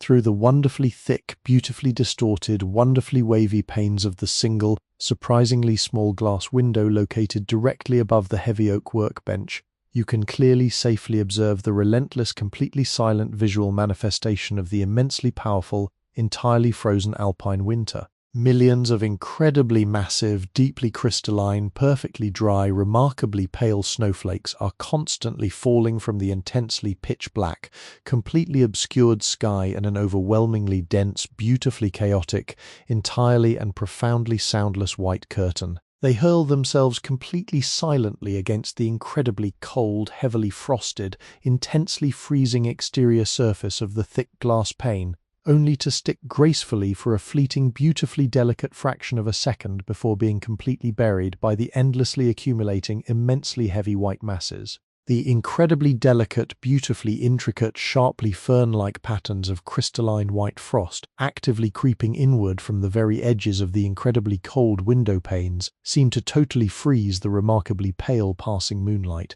holding it entirely captive in a magnificent, completely motionless, deeply silvery, highly reflective web. The heavy, completely invisible, incredibly dense winter wind blows powerfully through the incredibly high, deeply shadowed, massively heavy branches of the surrounding ancient evergreen spruce trees, but its completely wild, completely unyielding power is entirely stripped of all its aggressive, deeply chilling force by the immense, incredibly thick, heavily packed, tremendously heavy layers of beautiful snow completely blanketing the vast, sharply sloping roof and deeply entirely burying the surrounding stone foundation. Inside this completely sealed, brilliantly illuminated, wonderfully warm, intensely fragrant wooden womb, the immense, entirely cold, completely swirling chaos of the deep winter storm is rendered entirely irrelevant, totally and utterly powerless against the incredibly steady, immensely powerful, perfectly measured, beautifully constant mechanical heartbeat of the master's brilliant, enduring, deeply patient craftsmanship. This absolute, highly cultivated, intensely safe isolation perfectly, gently cradles the weary mind, gracefully offering an incredibly deep, profound, absolutely irresistible invitation to completely, totally surrender exactly to the wonderfully slow, perfectly predictable, entirely safe, immensely relaxing rhythm of the deeply protected, wonderfully warm, beautifully static present moment. Shifting his focus from the grand regulator standing in the shadows, the artisan returns his seasoned hands to the immediate intimacy of the illuminated workbench. Spread across a pristine linen cloth lies a disassembled pocket watch movement, a puzzle of miniature mechanics requiring the utmost delicacy. To restore these tiny components, the clockmaker does not rely upon harsh metallic brushes or abrasive powders. Instead, he turns to an exceptionally humble, naturally forged tool gathered from the wild fringes of the forest. Resting within a shallow, compartmentalized tray carved from pale birchwood is a neat bundle of slender, unassuming twigs. These are branches of the black elderberry bush, harvested during the fading twilight of late autumn, long after the leaves had surrendered to the frost and the sap had retreated deep into the subterranean roots. The exterior bark of these dried twigs is rough, marked by prominent raised lenticels that feel like coarse sandpaper against the sensitive pads of the thumb. Yet the true value of this foraging lies hidden beneath that rugged outer shell. With a deliberate, unhurried motion, the craftsman selects a single twig, no thicker than a goose quill. He retrieves a small folding pocket knife featuring a blade worn remarkably narrow from years of meticulous honing. Placing the flat edge of the blade against the top of the twig, he applies a firm, even downward pressure. The dry wood splits lengthwise with a satisfying crisp snap, revealing the hidden treasure within, the elder pith. This central core is a continuous cylinder of pure, unblemished white material, startling in its stark contrast to the dark, weathered bark. Visually, it resembles a porous column of compacted snow or perhaps a sliver of hardened sea foam. Tactilely, it is a marvel of nature's engineering. If you were to press your fingernail gently into the exposed pith, it would yield softly, demonstrating an airy, spongy resilience. It possesses virtually no weight, holding mostly trapped air within its microscopic cellular structure. Most crucially for the horologist, this organic substance is entirely devoid of silica or any abrasive minerals. It can be rubbed vigorously against the most fragile, highly polished metals without leaving even the faintest ghostly scratch upon the surface. Beside the opened twig rests a singular tarnished brass wheel. It is a vital component of the watch's going barrel, but years of continuous unseen labor have left it sluggish and dim. The golden hue of the brass is currently obscured by a clinging, stubborn film of coagulated ancient whale oil. This old lubricant, once pale and fluid, has slowly oxidized over the passing decades, transforming into a sticky greenish-brown lacquer that stubbornly traps airborne dust and microscopic metallic shavings. The scent of this degraded oil is faintly sour, carrying a dull, slightly metallic odor that subtly cuts through the sweeter ambient aromas of beeswax and wood smoke. The most critical area demanding attention is not the wide, flat expanse of the brass wheel itself, but rather the central steel pinion, a microscopic central axis featuring 8 tiny grooved leaves. It is within these microscopic valleys of steel that friction silently accumulates, threatening to halt the flow of time entirely. To protect the sensitive metal from the natural moisture and oils of his own skin, the artisan picks up the tarnished wheel, using a small square of exquisitely soft chamois leather. He holds the gear lightly between his left thumb and forefinger. In his right hand, he takes a freshly cut, flat-topped cylinder of the white elder pith. Bringing his hands closely together within the brightest pool of candlelight, he aligns the dark, soiled steel pinion directly over the pristine white surface of the spongy wood. With a slow, calculated exhalation, he presses the tiny steel shaft firmly downward into the yielding core. The pith instantly compresses around the hard metal, naturally molding itself to the precise, star-shaped geometry of the tiny steel leaves. The material embraces the pinion flawlessly, reaching into the deepest, most inaccessible corners of the grooves where no cloth or bristle could ever hope to penetrate. Once the pinion is fully embedded, the clockmaker begins a rhythmic, twisting motion. He rotates the gear back and forth, dragging the steel leaves against the tight grip of the organic matrix. Because both materials are so small, the resulting sound is barely perceptible, a whispering, dry friction that mimics the rustle of a single dry leaf shifting against a stone.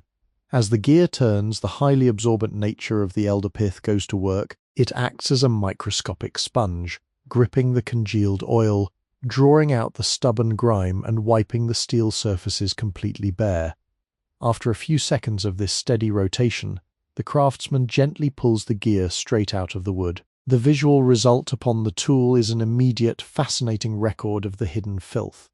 The once snow-white surface of the pith now bears a distinct, jet-black star-shaped stamp, a negative impression created entirely from the captured dirt and oxidized oil. Having absorbed its limit, that specific section of the tool is now exhausted.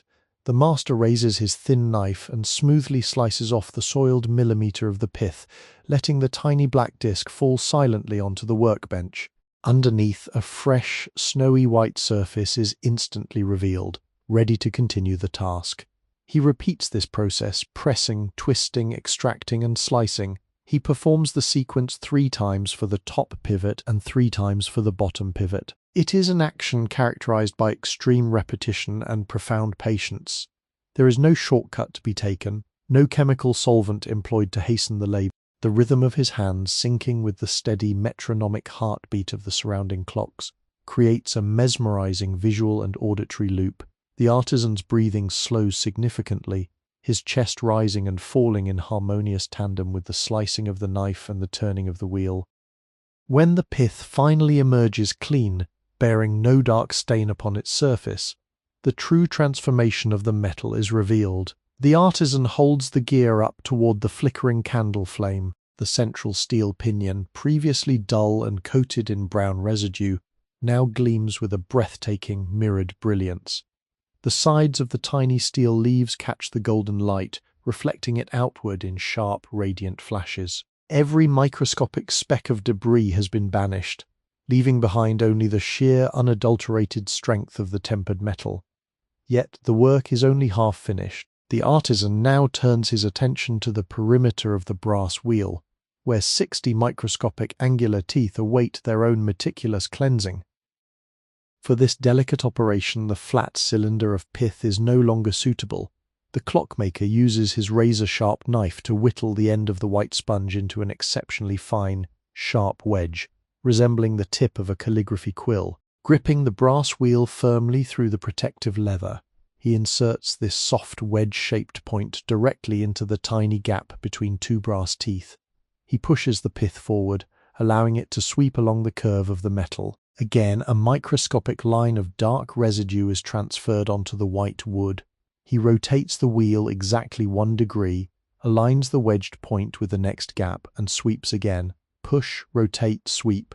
Push, rotate, sweep. It is a microscopic tactile journey around the circumference of the wheel. The focus required is absolute, demanding a state of flow where the outside world entirely dissolves, leaving only the reality of the golden brass, the white pith, and the silent removal of decay. As each tooth is cleaned, the edge of the wheel begins to glow, shedding its ancient tarnish to reveal the bright, vibrant yellow alloy beneath.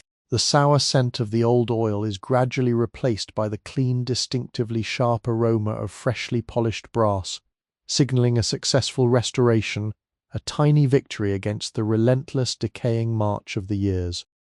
Having banished the ancient grime from the metallic surfaces, the artisan must now introduce a new, vital essence to the pristine, dry components. Resting upon a narrow, shadowed shelf just above eye level is a diminutive shallow cabinet crafted from unvarnished, highly aromatic cedar wood. This modest enclosure is specifically constructed to shield its sensitive contents from the degrading effects of stray daylight and the pervasive, fluctuating warmth radiating from the hearth. The master reaches up, his rough fingers tracing the grain of the wood until they find the small, forged iron latch. As he opens the narrow door, the hinges offer no sound, merely yielding to a gentle pull. Instantly, a subtle, intensely dry aroma spills forward, carrying the distinct grounding scent of the forest floor mingled with esoteric botanical compounds. Arranged within the darkened interior of this small vault are two precise rows of miniature, mouth-blown glass vials. They stand like silent sentinels guarding the liquid lifeblood of the horological craft.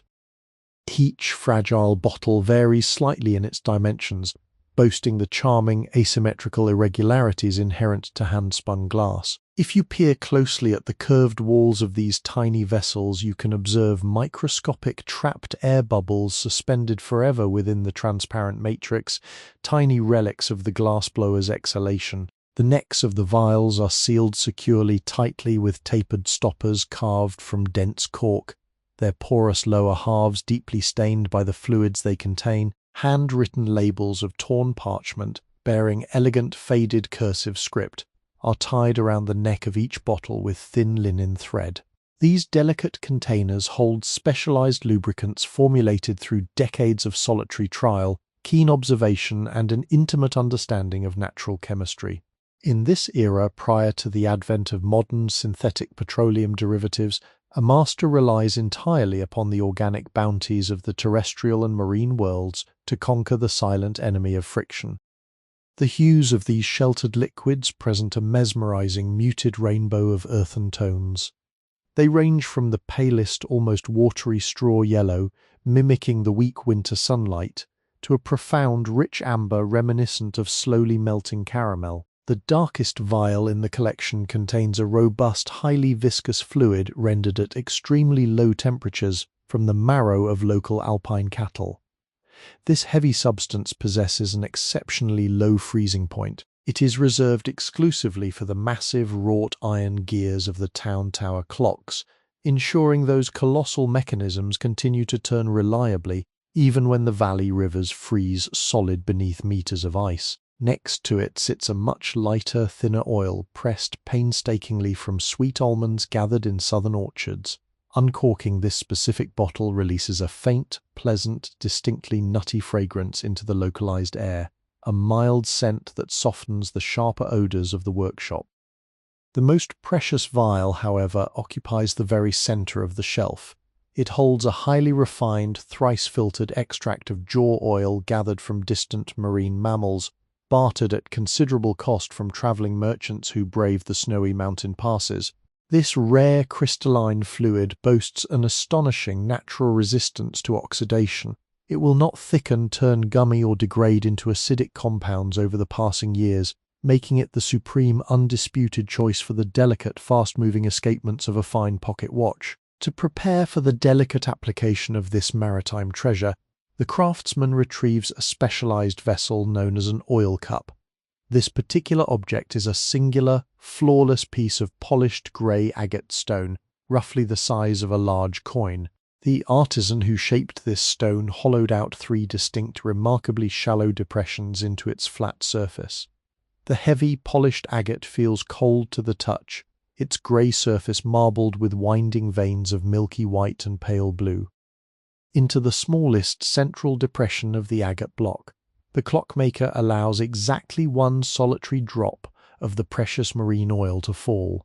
The clear liquid settles quietly, pooling into a miniature convex lens that clings stubbornly to the smooth, cold stone. Beside this agate base lies the instrument of transfer. It is not a brush, nor is it a hollow dropper. Instead, it is a remarkably slender implement resembling a fine sewing needle fixed permanently into a slim, deeply grooved handle of polished bone. The very tip of this steel wire has been painstakingly hammered flat upon an anvil and filed into a microscopic rounded spade shape. This precise geometry is crucial. It is designed not to hold a vast quantity of fluid, but to capture and transport a single, mathematically precise sphere of lubricant, utilizing nothing but the gentle, unseen physics of surface tension. The master dips the flattened steel tip into the pooled liquid resting within the agate depression. He does not submerge the tool. He merely allows the cold metal to graze the very surface of the oil. As he lifts the bone handle away, a microscopic, trembling globe of pale golden fluid clings to the spade. This tiny sphere is a marvel of microscopic physics, held together by invisible binding forces. It reflects the ambient candlelight like a miniature liquid gemstone, catching a tiny spark of amber fire within its curved surface. It hangs there, suspended in the quiet air, a fragile, trembling droplet containing the hidden power to silence the harsh friction of metal for a full decade. The clockmaker holds his breath, naturally slowing his own biological rhythm to match the profound stillness of the room. His calloused hands are rock-steady, anchored by the thick leather of his apron against the solid edge of the workbench. He slowly guides this suspended droplet toward the assembled mechanism resting on the bench block. His target is the jewel bearing, a microscopic donut-shaped ring of synthetic red ruby set directly into the brass plate. This tiny crimson jewel is designed to cradle the rapidly rotating steel pivot of the gear, offering an incredibly hard, smooth surface. The descent of the oiler tool is deliberate, measured, and mesmerizingly slow. As the flat steel tip reaches the exact center of the crimson ruby bearing, the artisan makes no sudden movements. He does not jab or press the metal into the... He merely lowers his hand until the lowest curve of the liquid sphere softly kisses the microscopic intersection where the steel pivot meets the inner wall of the red jewel. In that exact fraction of a second, the fundamental laws of capillary action take immediate command. The oil instantly detaches from the steel tool, drawn eagerly and smoothly downward into the microscopic, unseen crevice between the moving parts. It flows with a sudden fluid grace, wrapping itself seamlessly around the hidden pivot shaft, creating a persistent, frictionless cushion. The stark, dry contact of steel upon ruby is permanently banished, replaced by a smooth, gliding silence. The artisan lifts the now empty tool, examining the jewel under his brass magnifying loupe. Where there was once a dry, empty hollow, there is now a pristine, highly reflective ring of fluid, sitting exactly level with the flat surface of the brass plate. The ruby shines even brighter beneath its new liquid veil. He repeats this hypnotic sequence for the next bearing and the next. Dip the tip into the agate pool, suspend the golden globe in the air, guide it to the target, and release it to the forces of capillary attraction. Each application is a silent, focused benediction, an anointing of the mechanical bones that ensures the gears will spin with effortless grace. The subtle, slightly maritime scent of the fresh oil mingles gently with the ambient warmth of the cabin, signaling the successful completion of this essential alchemy. As the final bearing receives its liquid cushion, the artisan gently sets the bone-handled tool aside. He picks up the brass plate, marveling quietly at the visual transformation.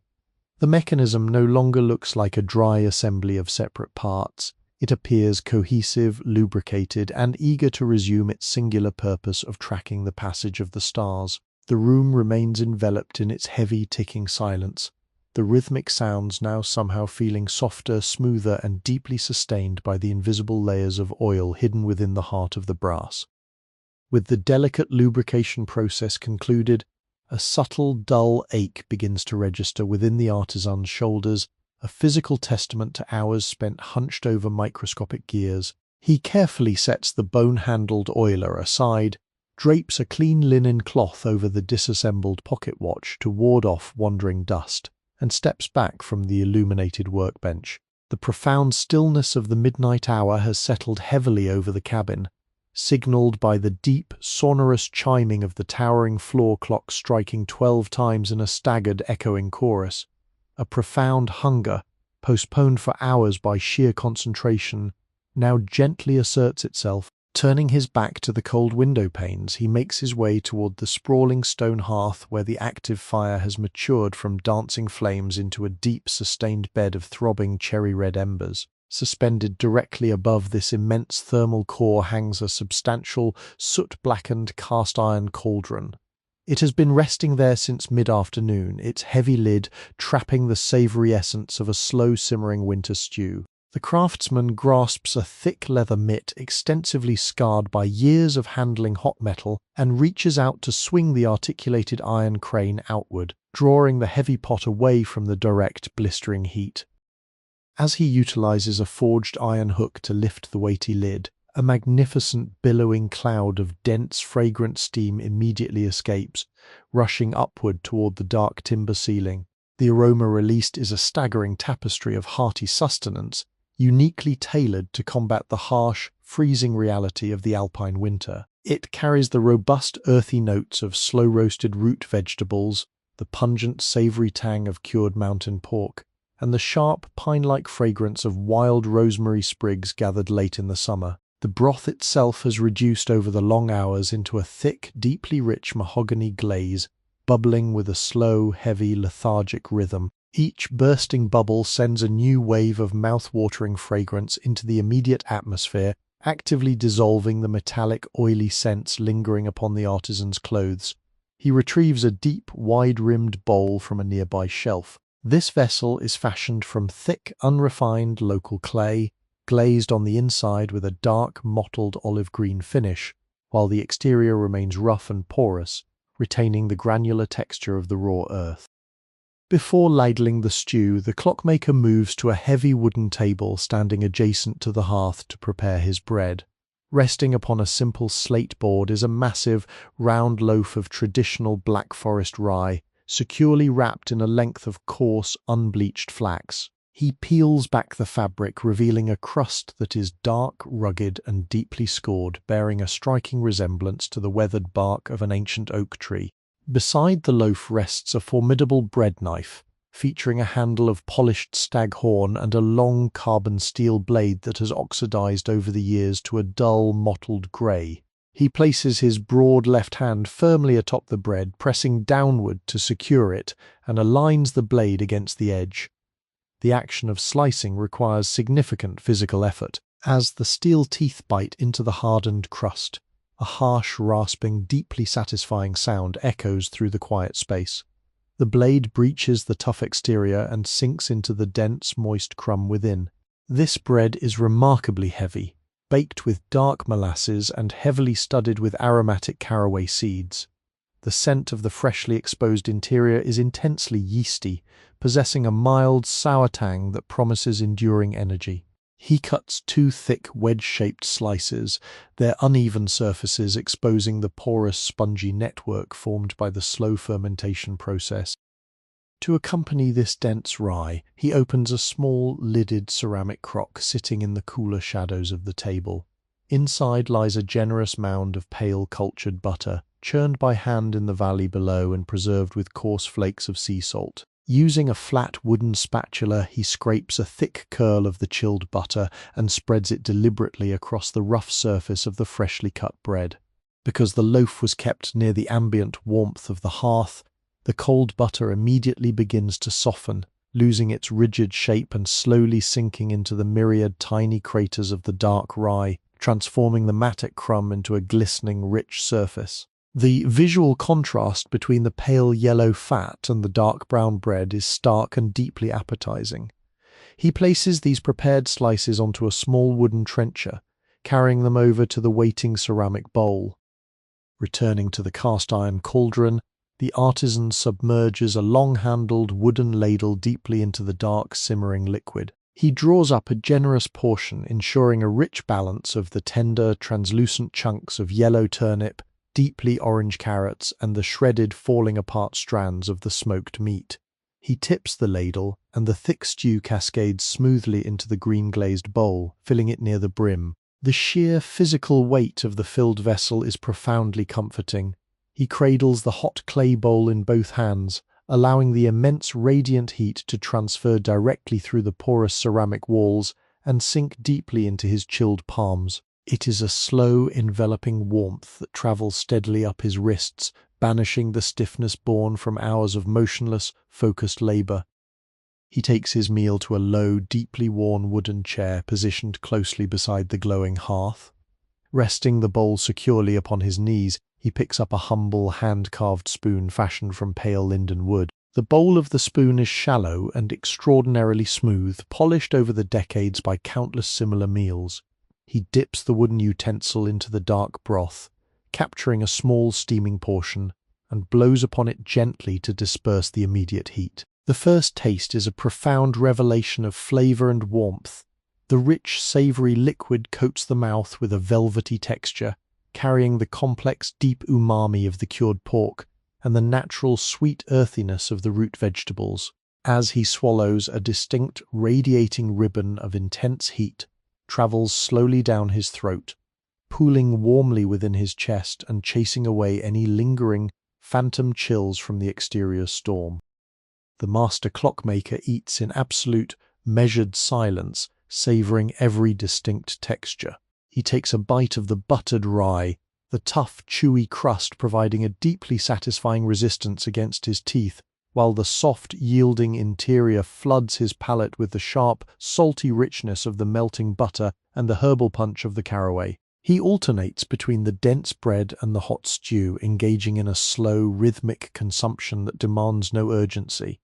The acoustic environment of this solitary feast is wonderfully subdued. There is only the low, continuous crackle of the shrinking embers in the grate, the soft, rhythmic clinking of the wooden spoon grazing the interior curves of the clay bowl, and the ever-present, overlapping chorus of the ticking clocks marking the silent progression of the night. This humble midnight repast is far more than mere caloric sustenance.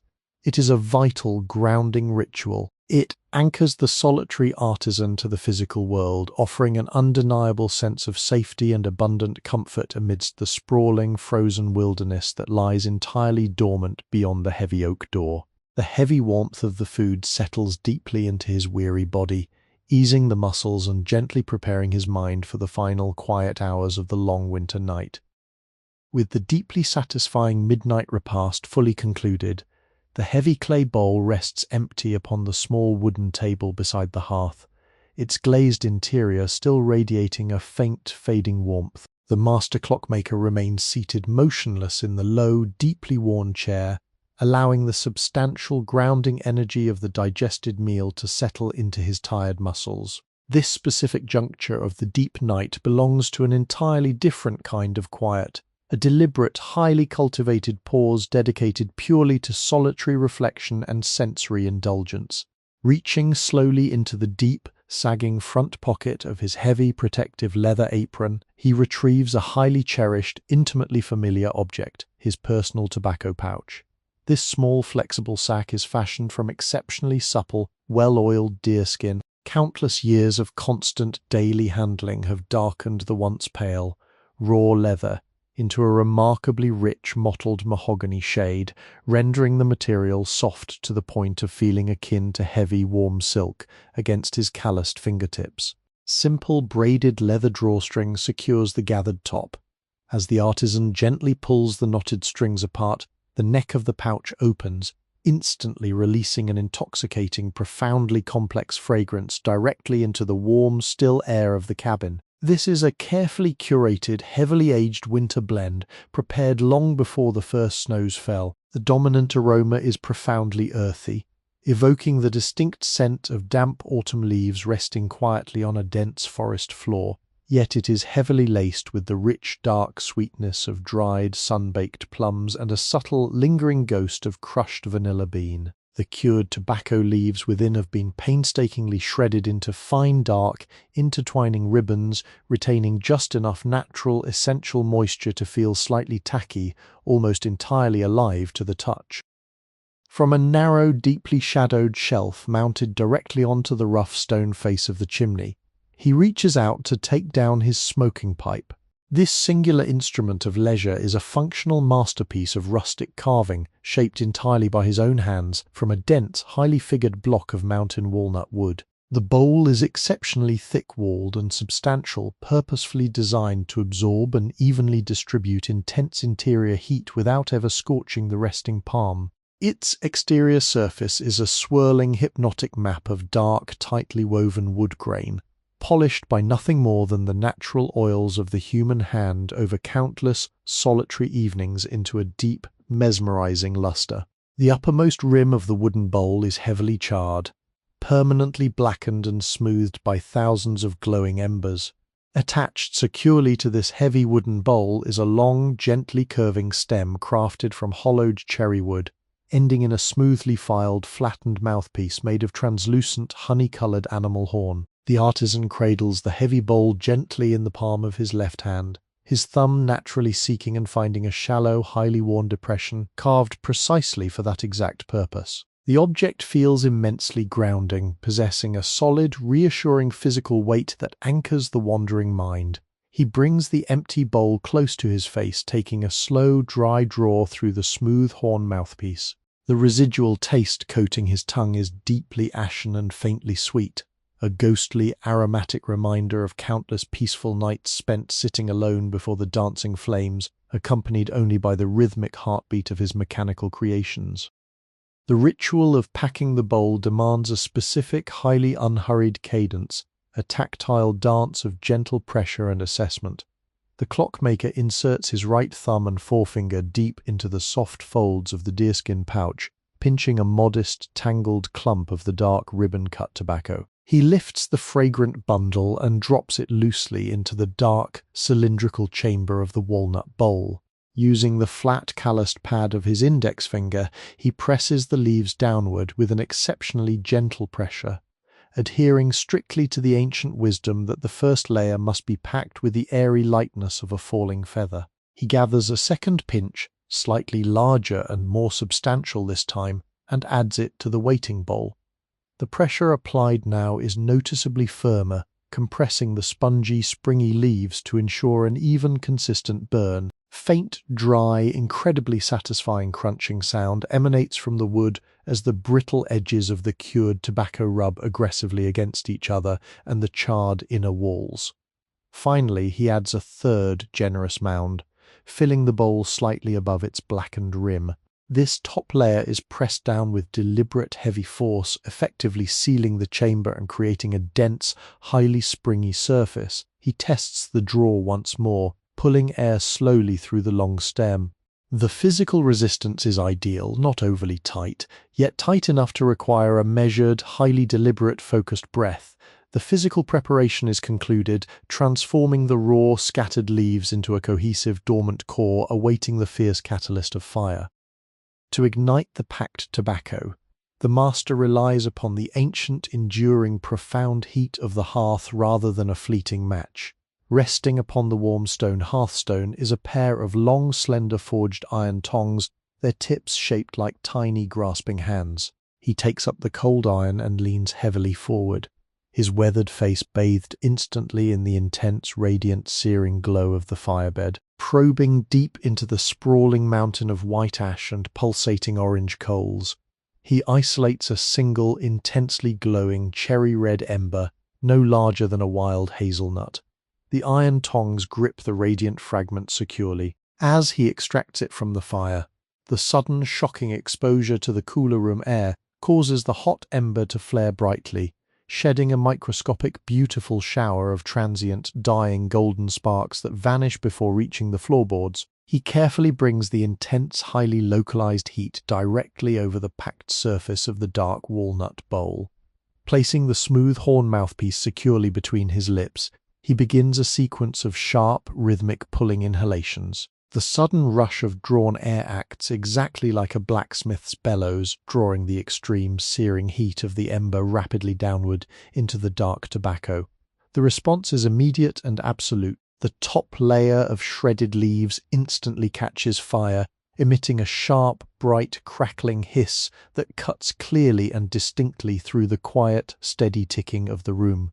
A vibrant, microscopic, expanding ring of fierce orange fire races rapidly around the inner circumference of the bowl. As the tobacco fully ignites, a magnificent, billowing plume of dense, remarkably pale blue-grey smoke erupts rapidly from the burning bowl. The clockmaker removes the iron tongs, depositing the dying ember safely back into the soft ash, and leans back heavily into the creaking wooden chair, his shoulders dropping in a profound gesture of surrender. He allows the thick, intensely flavorful smoke to fill his mouth entirely, tasting the profound, rich, woody sweetness of the burnt leaves, before releasing it in a slow, continuous, highly controlled stream toward the dark, unseen ceiling. The exhaled smoke hangs remarkably suspended in the still, warm air of the cabin, forming lazy, undulating, shifting layers that deeply resemble a tranquil miniature cloud canopy drifting across a hidden valley. The entire scent profile of the room undergoes a dramatic, deeply comforting transformation.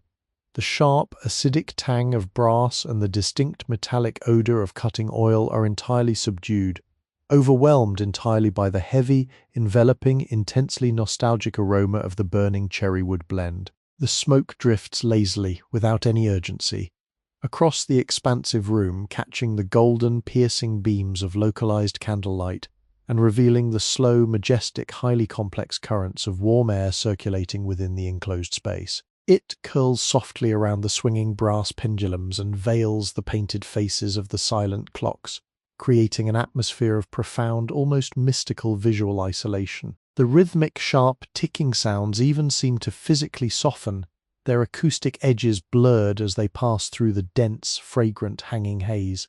The master sits entirely motionless, his deep breathing matching the slow, deliberate draw of the glowing pipe, his eyes half closed, watching the mesmerizing, twisting dance of the pale blue smoke.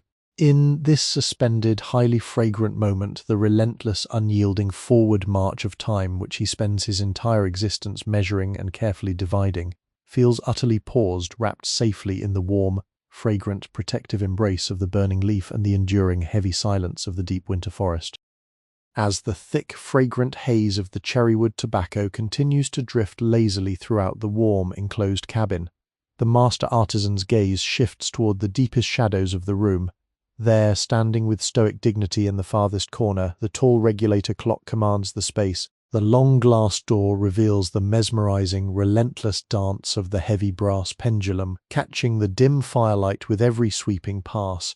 With every exhalation of pale smoke, the clockmaker contemplates the profound nature of the abstract force he dedicates his entire life to measuring. Time, in the world beyond the heavy oak door, often acts as a harsh, unyielding master. It drives the exhausted farmer to harvest desperately before the sudden frost, pushes the traveling merchant to hurry across treacherous, icy roads, and relentlessly bleeds the vibrant, living colors from the fading autumn leaves. Yet within the secure, deeply insulated walls of this workshop, time is entirely stripped of its tyranny. It is no longer a fleeting, invisible predator, but rather a tangible, captive element, shaped and defined by the rhythmic interaction of falling weights and polished gears. Consider the sweeping arc of the heavy brass bob at the base of the pendulum rod. It travels through the still air of the wooden case in a wide, hypnotic semicircle. At the absolute apex of its swing, just before gravity reclaims its undeniable dominance, the heavy metal disc experiences an infinitesimal fraction of absolute stillness. For a microscopic moment, the brass hangs suspended, defying motion, before beginning its smooth, accelerating descent back toward the center. This invisible boundary, this razor-thin threshold between the rising and the falling, represents the elusive present moment. The downward sweep signifies the unavoidable plunge into the immediate future, while the upward climb opposite it embodies the receding past. To sit quietly and watch this oscillating rhythm is to witness the very fabric of existence being carved into digestible rhythmic slices. The clockmaker does not view this constant slicing as a theft of his hours, but rather as a profound, comforting anchor. The steady heartbeat of the escapement offers a deep, reassuring promise that the universe remains governed by absolute, mathematical order, even while a chaotic blizzard rages blindly against the exterior window panes. His thoughts drift slowly toward the raw materials resting on his benches and stacked neatly in the corners of the room. Every timepiece born within these walls represents a profound intersection between two vastly different scales of existence, the deeply ancient organic lifespan of the Black Forest and the frantic, fleeting nature of human endeavor. The heavy planks of seasoned oak and pale linden wood, currently waiting to be carved into ornate clock cases, grew over the span of centuries. If you were to trace the tight concentric growth rings embedded within the grain of a raw timber block, you would be touching physical records of long-forgotten summers and brutally cold winters that occurred long before the artisan's own grandfather drew his first breath. The trees experience time as a sprawling glacial progression, their deep roots anchored firmly in the rocky alpine soil, their branches stretching patiently toward the pale sun. They endured generations of silent snowfall and vibrant spring thaws without any concept of hours or minutes. Now those ancient, patient woods are harvested, dried, and painstakingly hollowed out to serve as protective shells for rapid, frantic metallic mechanisms. The wood that once stood silently for 300 years now houses an intricate heart of brass and steel that beats several times every single second. It is a stunning, poetic juxtaposition. The clockmaker acts as the solitary bridge between the silent eternity of the forest and the measured, bustling reality of civilization. He takes the slow, quiet endurance of the natural world and shapes it into an instrument designed to organize the loud, hurried lives of men. Yet, even as the wood is forced to contain the ticking gears, it never truly loses its organic essence. It continues to breathe, expanding slightly during the humid, damp thaws of spring and shrinking imperceptibly during the bone-dry, freezing depths of winter. The wooden cases warp and settle, interacting constantly with the environment, quietly asserting their ancient heritage even while serving as the keepers of modern, mechanical time. Taking another slow, deep draw from the walnut pipe, the old man allows his tired eyes to trace the scarred, deeply worn surface of his own heavy hands, the calluses padding his fingertips, the faint white scars tracing pale lines across his knuckles, and the stiff, aching joints in his thumbs are all physical testaments to his own unavoidable mortality. He is acutely aware that his physical form is temporary, destined inevitably to return to the rich, dark soil of the mountain valley, where the ancient roots weave through the subterranean stones. However, the exquisite machines he painstakingly breathes life into possess a startling, resilient permanence. The hardened steel pinions, the flawlessly cut brass teeth, the heavy iron winding arbors, and the thick protective ruby bearings are fundamentally immune to the natural decay that claims human flesh. They are designed with uncompromising intent and meticulous calculation to endure for generations without faltering. This realization brings no sorrow, only a profound, encompassing sense of peace. The master understands clearly that he is crafting his own enduring legacy, forging it silently from raw metal and seasoned timber. Long after the hearth fire in this cabin has finally gone cold, and his own name has faded entirely from human memory, his creations will continue to stand in distant, sunlit parlors and shadowed hallways across the continent. These clocks will become silent, steadfast members of other families. They will witness the joyous, chaotic birth of new children, ticking steadily through the anxious, sleepless nights. They will preside quietly over grand, festive holiday feasts, their silver bells chiming the arrival of the midnight hour to rooms filled with laughter and spilled wine. They will also stand as solemn sentinels during moments of profound grief, their rhythmic, unyielding thud offering a grounding, constant presence in houses hushed by mourning. The artisan's spirit, his absolute dedication to precision, his limitless patience, and his deep reverence for the craft are permanently locked within the intricate geometry of the hidden gears. Whoever ultimately winds the heavy lead weights, whoever turns the brass key to set the hands, will inadvertently be connecting directly with the quiet soul of the Black Forest clockmaker. This is the ultimate, silent triumph of his solitary existence. He has managed to capture a fragment of eternity, housing it within the beautiful, ticking bodies of his work. As the pale smoke from the pipe begins to thin and dissipate into the warm upper reaches of the room, the artisan closes his eyes, sinking ever deeper into the yielding support of the chair. The chorus of a dozen ticking pendulums washes over him, no longer sounding like a collection of separate machines, but rather a unified, harmonious lullaby. It is the soothing voice of time itself, whispering softly that all is well, that the present moment is entirely safe, and that his quiet, deliberate life possesses a meaning and a resonance that will outlast the fiercest winter storms. The solitary beeswax candle resting upon the heavy oak table has burned remarkably low, its physical form significantly altered by the steady, unrelenting passage of the deep night hours. What began at twilight as a tall, rigid cylinder of pale yellow wax has slowly, relentlessly transformed into a soft, distinctly organic shape. The upper edge of the candle has melted away entirely, forming an uneven, delicate, and highly translucent rim that cautiously cradles a shallow, shimmering pool of liquid gold. Within this heated, viscous depression, the braided cotton wick bends slightly under its own acquired weight, its heavily charred black tip glowing with a fierce, intensely concentrated heat. If one gazes closely at the very base of the flame, exactly where the consuming fire meets the dark, saturated wick, there is a mesmerizing zone of pure, ethereal blue. This azure foundation transitions smoothly and seamlessly upwards into a radiant, luminous halo of warm amber and blindingly bright yellow. The flame itself is never truly static. It stretches upward and contracts, shuddering softly as it reacts to unseen, microscopic currents of air circulating within the enclosed space of the cabin.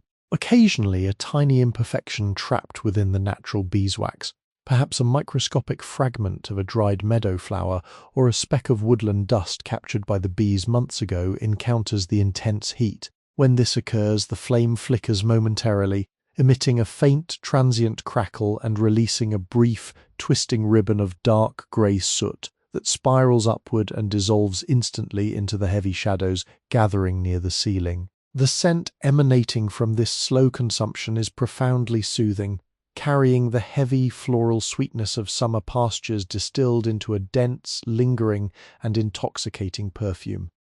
As the liquid wax yields to the constant heat, overflowing the delicate rim and flowing down the side of the candle in thick, sluggish tears, it begins to solidify upon the cold, tarnished brass base of the heavy candlestick holder. These cooling droplets form a fascinating layered topography of overlapping waxen mounds, preserving the quiet visual history of the flame's gradual descent. The quality of illumination provided by this single shrinking source undergoes a subtle, majestic shift. The ambient light is remarkably soft, entirely lacking the harsh, unforgiving clarity of the midday sun. Instead, it paints the surrounding environment in a rich, enveloping palette of deep sepia, rusted orange, and muted gold. The various hand tools resting upon the workbench, the slender steel gravers, the pointed brass tweezers, the smooth wooden mallets, cast remarkably long, stretching shadows across the scarred oak surface. These dark silhouettes are not sharply defined. Their edges are heavily blurred and feathery, creating a profound optical illusion that the heavy instruments are somehow tethered to the darkness, resting quietly on the precipice of deep slumber. Beyond the immediate perimeter of the desk, the heavy timber walls of the cabin actively absorb the fading light. The deep gouges, the iron adze marks, and the rough, peeling textures of the ancient spruce logs are thrown into dramatic high relief, resembling the rugged topography of a miniature vertical mountain range viewed at dusk. The shifting, undulating nature of the solitary flame causes these architectural shadows to sway gently back and forth, granting the entire room a breathing, intensely rhythmic quality.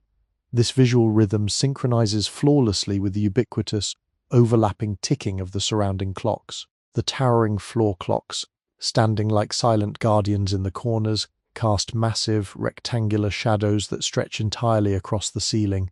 As their heavy lead pendulums swing tirelessly back and forth behind the glass doors, they create sweeping, rhythmic disruptions in the ambient light, causing the shadows to pulse and sway in a hypnotic, continuous dance. The convex glass covers protecting the delicate porcelain faces of the smaller wall clocks catch the stray beams of candlelight, transforming them into tiny, curved slivers of brilliant gold that seem to float weightlessly in the darker corners of the room. The physical boundaries of the enclosed space seem to soften, blur, and gradually expand, creating an atmosphere of boundless, comforting enclosure where the harsh angles of reality are gently sanded away by the warm, flickering illumination. Sitting motionless in the low wooden chair, his walnut pipe now resting entirely cold and empty upon the small side table, the master artisan observes this quiet, consuming fire with heavy, drooping eyelids. He recognizes a profound, undeniable mirror of his own mortal journey within the melting wax.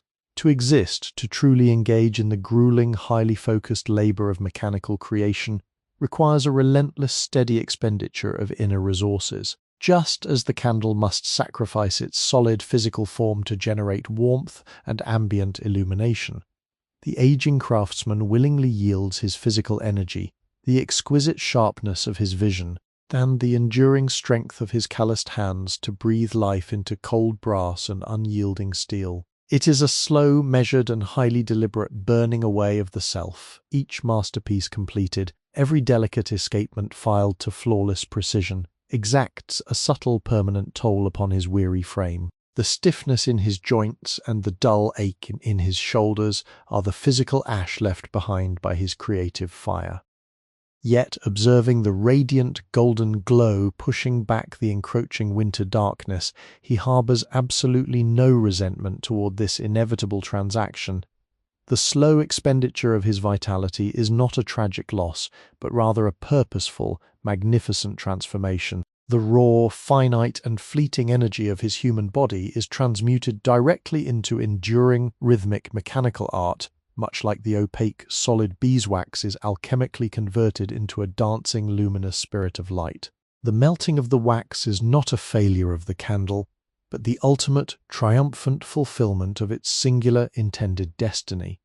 He understands that true legacy is not about holding on to one's physical form forever, but about what that form can beautifully illuminate while it lasts. The fading of his own ego is akin to the fading of the stars at dawn, a necessary surrender to a much larger, encompassing cycle.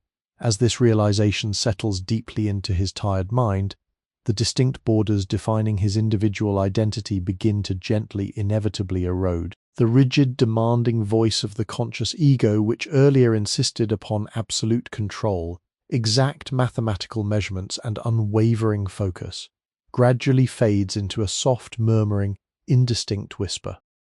The clockmaker ceases entirely to view himself as the grand master of the space, the solitary intellect imposing strict order upon scattered metals. Instead, he feels himself slipping smoothly, effortlessly into a state of profound, passive integration, his physical form resting heavily within the carved contours of the worn wooden chair, feels less like an isolated, separate entity, and increasingly like a natural, organic extension of the cabin itself. The immense weight of the thick leather apron resting across his chest feels exactly like the heavy, insulating blanket of snow covering the timber roof. His slow, rhythmic breathing merges seamlessly with the soft, sighing drafts pressing futilely against the exterior walls and the deep, continuous low hum of the dying embers in the hearth. The overlapping polyrhythmic chorus of the ticking pendulums no longer registers in his exhausted mind as a series of distinct mechanical sounds requiring constant auditory assessment.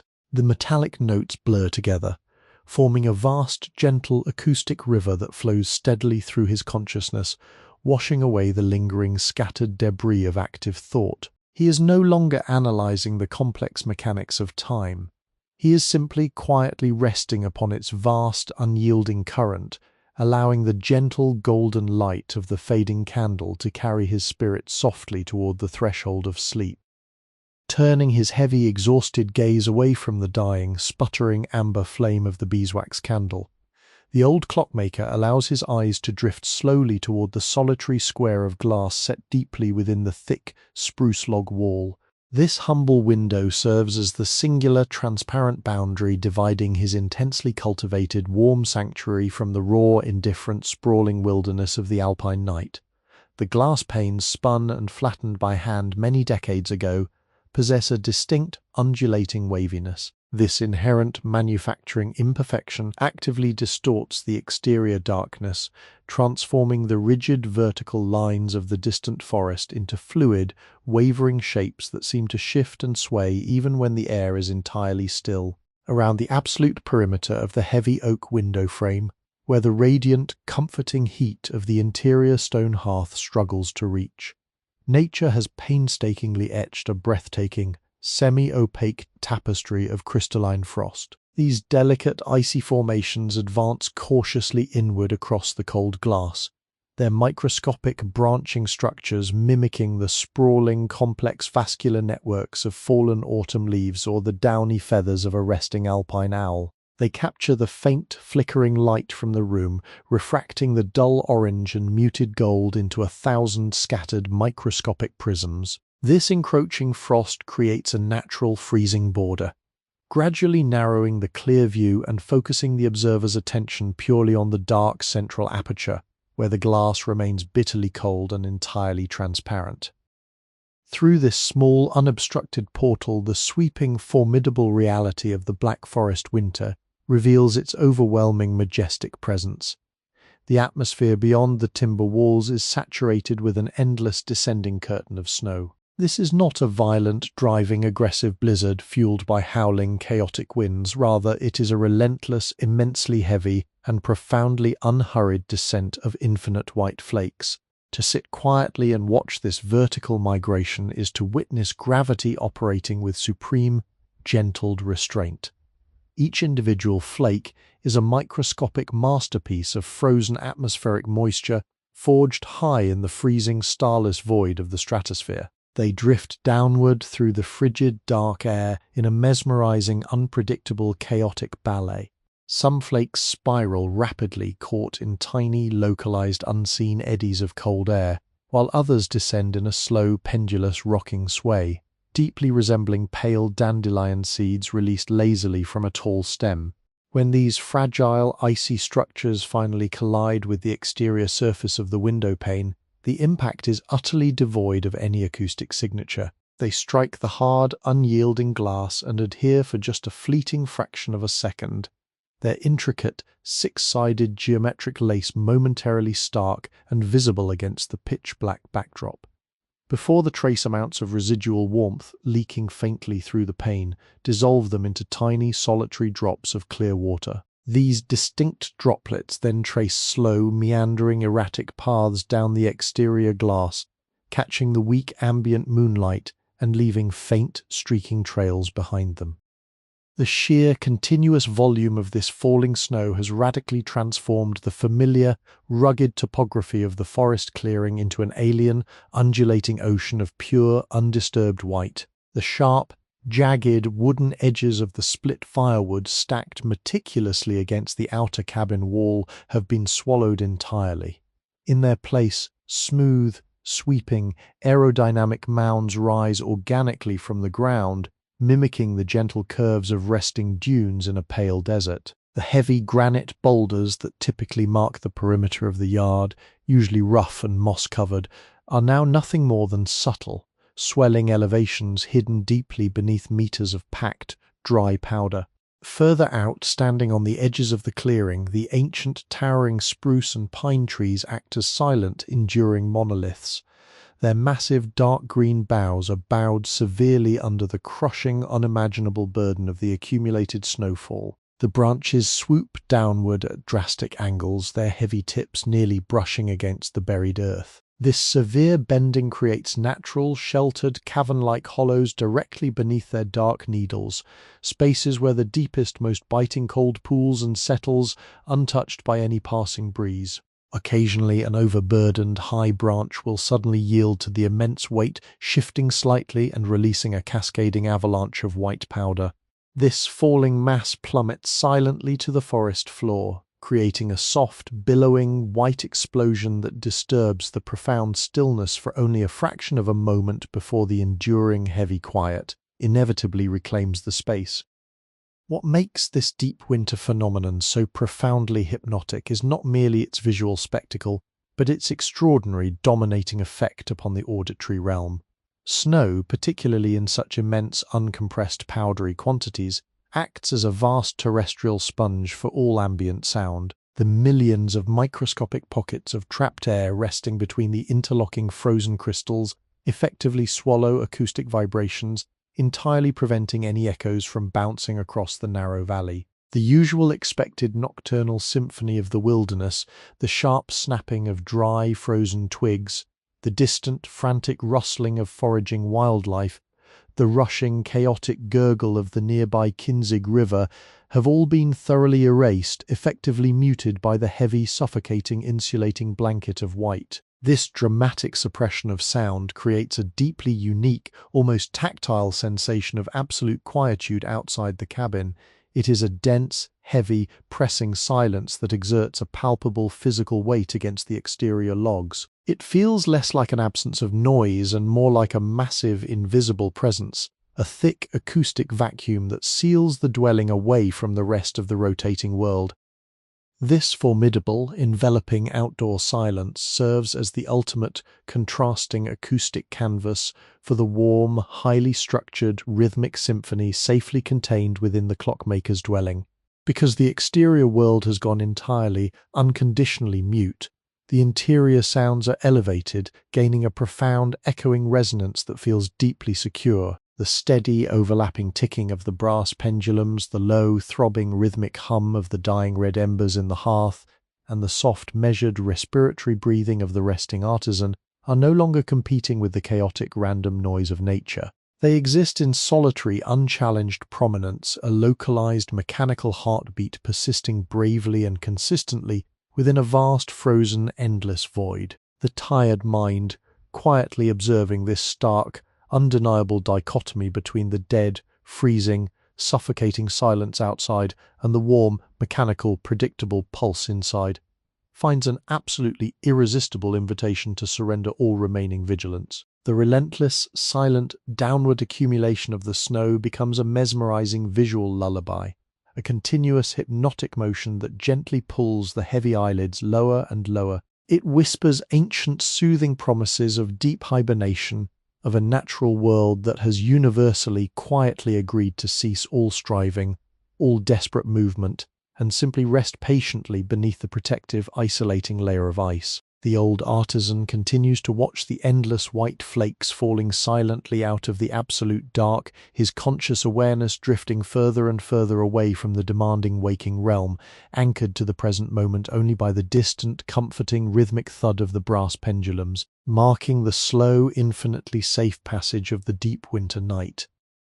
Shifting his heavy gaze away from the mesmerizing, descending veil of snow beyond the frosted window pane, the solitary craftsman redirects his internal focus toward the tangible artifacts of his own lineage resting quietly within the shadows of the workbench. Tucked securely within a deep lower drawer constructed from fragrant, unvarnished cedar, lies a collection of implements that do not belong to him alone. He reaches downward, his rough fingertips making contact with the cold, forged iron handle of the drawer, and pulls it smoothly outward. The wooden runners glide with a soft, resonant wooden sigh, releasing a sudden, highly concentrated pocket of trapped antique air.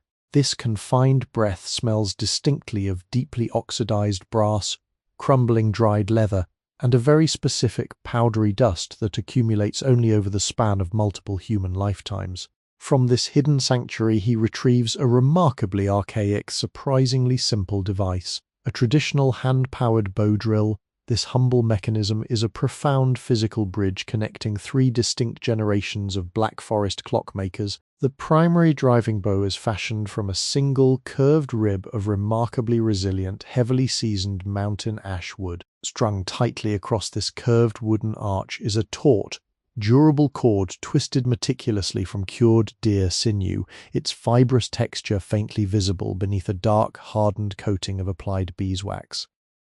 The central rotating spool of the drill is turned from a dense piece of pale boxwood, worn over the passing decades into a smooth, deeply indented hourglass shape. However, the most captivating element of this ancestral tool is the uppermost bearing block, the component designed to rest firmly against the user's palm while downward pressure is applied.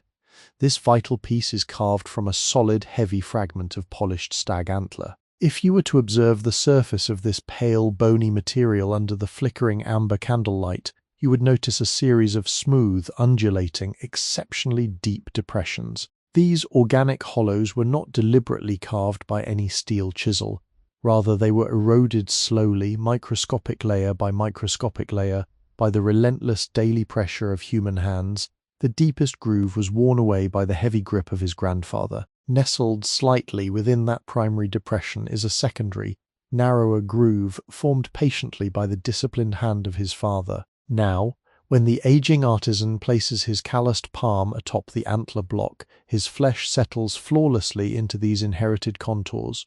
locking into a precise physical alignment with the men who occupied this cabin long before his birth. The scent emanating from the porous antler is faintly musky, carrying the enduring phantom essence of ancestral labor. Returning the heavy drill gently to its resting place, his wandering hands seek another vital repository of familial memory. Resting heavily upon a sturdy lower shelf is the master logbook, a massive, imposing tome serving as the definitive written memory of their shared existence. The artisan hauls the volume onto the scarred oak surface of the desk. The binding is fashioned from thick, rigid, deeply scarred boar skin, a rugged material aging into a mottled shade of bruised plum and scorched earth. The leather covers are severely crazed, displaying a microscopic network of shallow intersecting fissures resembling the parched bed of a dry summer river. As he uses both hands to heave the massive front cover open, the ancient linen cords holding the spine together emit a low, deeply resonant groan. The pages are not woven paper but stiff sheets of prepared vellum crafted from stretched calfskin. Turning a single page resists bending, producing a slow, heavy rustle mimicking the sound of dry autumn leaves crushed beneath a heavy boot.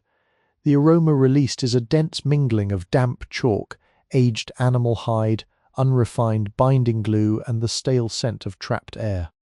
Upon these sprawling pale yellow pages lies the exhaustive mapping of the family's mechanical legacy. The script in the earliest entries is sprawling and aggressive, written by his grandfather using a crude goose quill. The iron gall ink has oxidized over the intervening 70 years, shifting from stark black into a pale, rusty shade of fading brown, detailing mechanisms designed to withstand brutal elements. Turning forward, the visual texture of the writing undergoes a dramatic shift. The rusty letters are replaced by a compact, mathematically precise script. This was his father's era. The ink is darker, derived from rich soot, recording the creation of elegant wooden wall clocks. Finally, the artisan turns to the most recent pages where his own steady handwriting fills the rows, utilizing a smooth, dark blue ink. Each entry records the specific wood species utilized, the exact number of teeth cut into a primary drive wheel, and the subtle mechanical quirks of every watch. It is a silent cemetery of captured time, an enduring, ink-stained lineage of unwavering patience. Sitting quietly before this open book, the master shifts his sensory focus to deeply listen to the surrounding multi-generational choir of ticking instruments. In the darkest corner of the workshop stands a massive oak long-case clock, a rare surviving piece constructed entirely by his grandfather. Its internal escapement was filed using older, broader tools and its heavy pendulum bob swings with a wide, ponderous arc. The acoustic signature produced is a deep, booming, resonant heartbeat, a slow, majestic bass-heavy thud vibrating the dense floorboards. Directly adjacent to it, mounted securely on the plastered wall, is a masterpiece fashioned decades later by his father. This mechanism ticks with a noticeably faster, highly regulated martial cadence, the brass teeth striking the hardened steel pallets with an unyielding, crisp, authoritative snap. Scattered across the nearby tables are the artisan's own contemporary creations, their microscopic escapements humming with a lighter, brighter, delicate grace. When these three distinct chronological layers of mechanical sound merge within the warm, cedar-scented air of the cabin, they absolutely do not clash. Instead, they weave together seamlessly, forming a staggering, deeply complex polyrhythmic tapestry of pure sound. It is the sublime auditory equivalent of a vast woodland where the massive, groaning trunks of elder trees sway slowly in the deep winter wind, while slender, youthful saplings rustle eagerly right beside them.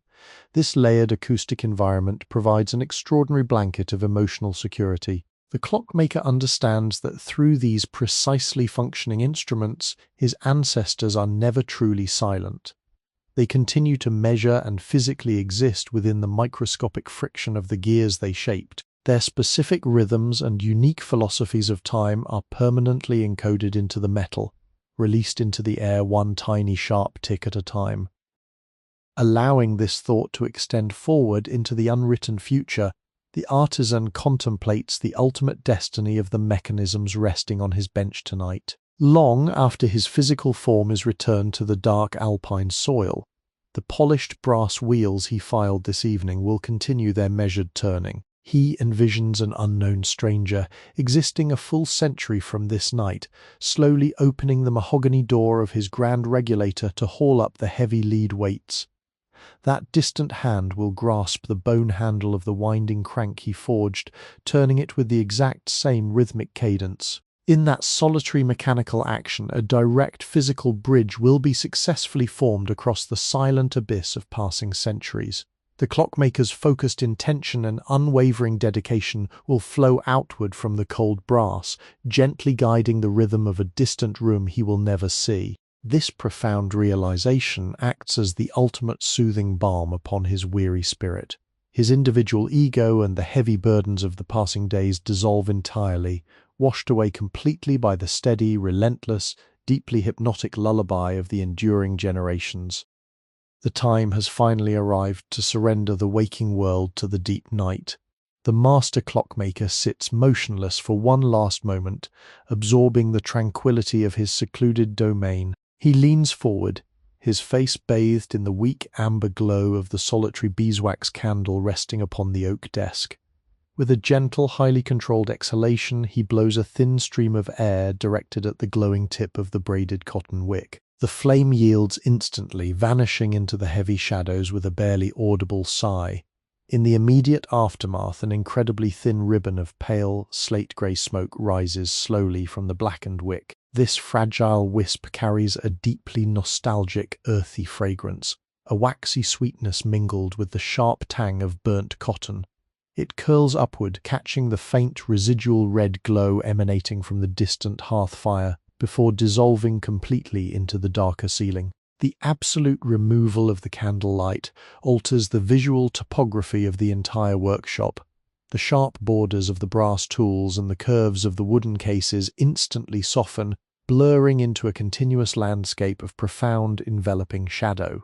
The room is now illuminated solely by the deep, pulsating, cherry-red embers resting quietly within the stone fireplace. This low light does not banish the darkness. Instead, it paints the immediate surroundings in a deeply muted palette of rusted crimson and dark mahogany, creating a visual atmosphere that is intensely heavy and profoundly secure. Rising slowly from the deeply worn leather seat of his wooden stool, the artisan feels the satisfying heavy lethargy of a long day of focused labor settling deeply into his bones. His movements are deliberately slow, heavy, and wonderfully relaxed. He unties the thick leather strings securing his protective work apron, letting the heavy, tool-laden garment slide smoothly from his broad shoulders. It falls against the back of the chair with a soft, muffled thud, a physical relinquishing of his duties. As he takes his first slow step across the expansive room, the immensely thick, seasoned oak floorboards groan with a low, resonant creak. This sound is not jarring, but deeply comforting. A soft acoustic response from the foundation of the cabin acknowledging his passage. He walks with a shuffling gait, his thick woolen socks sliding softly across the smooth, dry wood.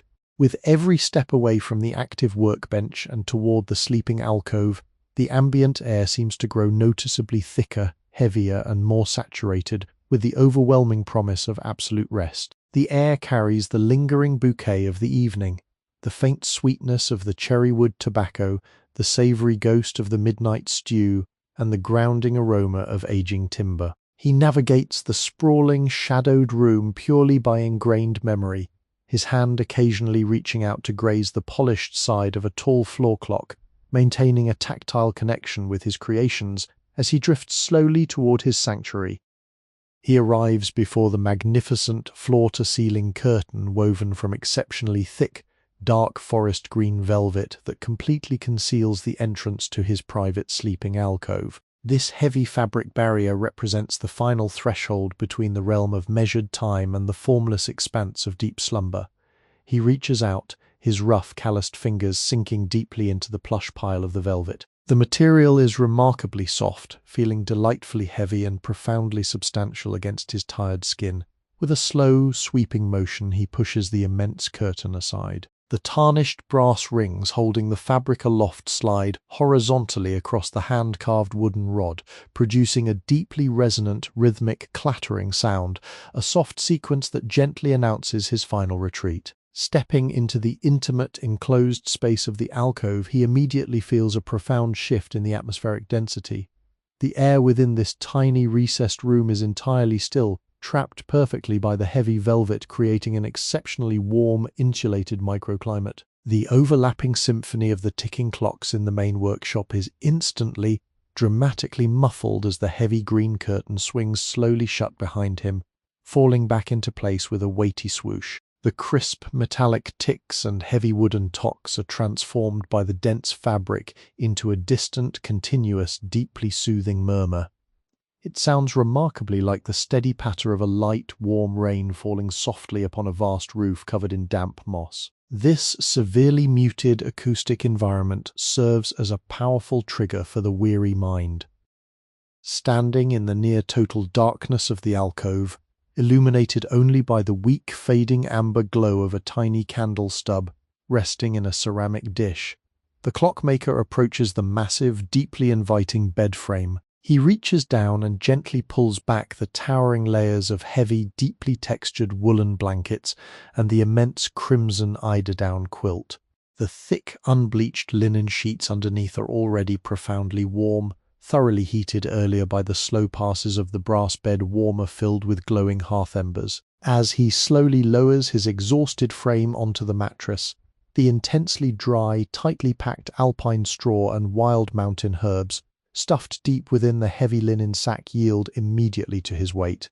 The mattress compresses with a wonderfully soft, highly textured, whispering crunch, releasing a sudden, remarkably potent wave of deeply herbal fragrance directly into the still air.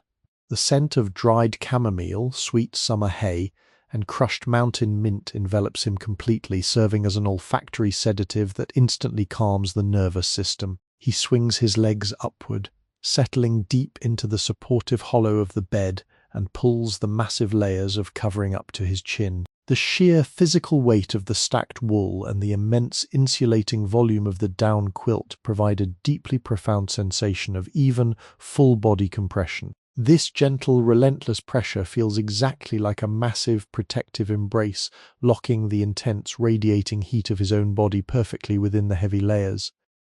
Now entirely horizontal, wrapped securely within his profoundly fragrant, heavily insulated cocoon, the master clockmaker simply allows his tired eyes to drift shut. The heavy velvet curtain blocks out all remaining visual stimuli, leaving only a vast, soft, comforting darkness behind his closed eyelids. His conscious mind, heavily burdened throughout the long day with exact mathematical ratios and the microscopic friction of tiny gears, finally begins to unspool and completely detach. The distant, highly muffled, overlapping rhythm of the pendulum clocks filters through the thick velvet, no longer registering as the sound of passing hours, but transforming entirely into a slow, magnificent, endless lullaby. It is a deeply hypnotic, repetitive pulse, a soft thud, a gentle sigh, a muffled click, over and over, without any end, without any beginning, forming a vast oceanic rhythm that requires absolutely nothing from the listener.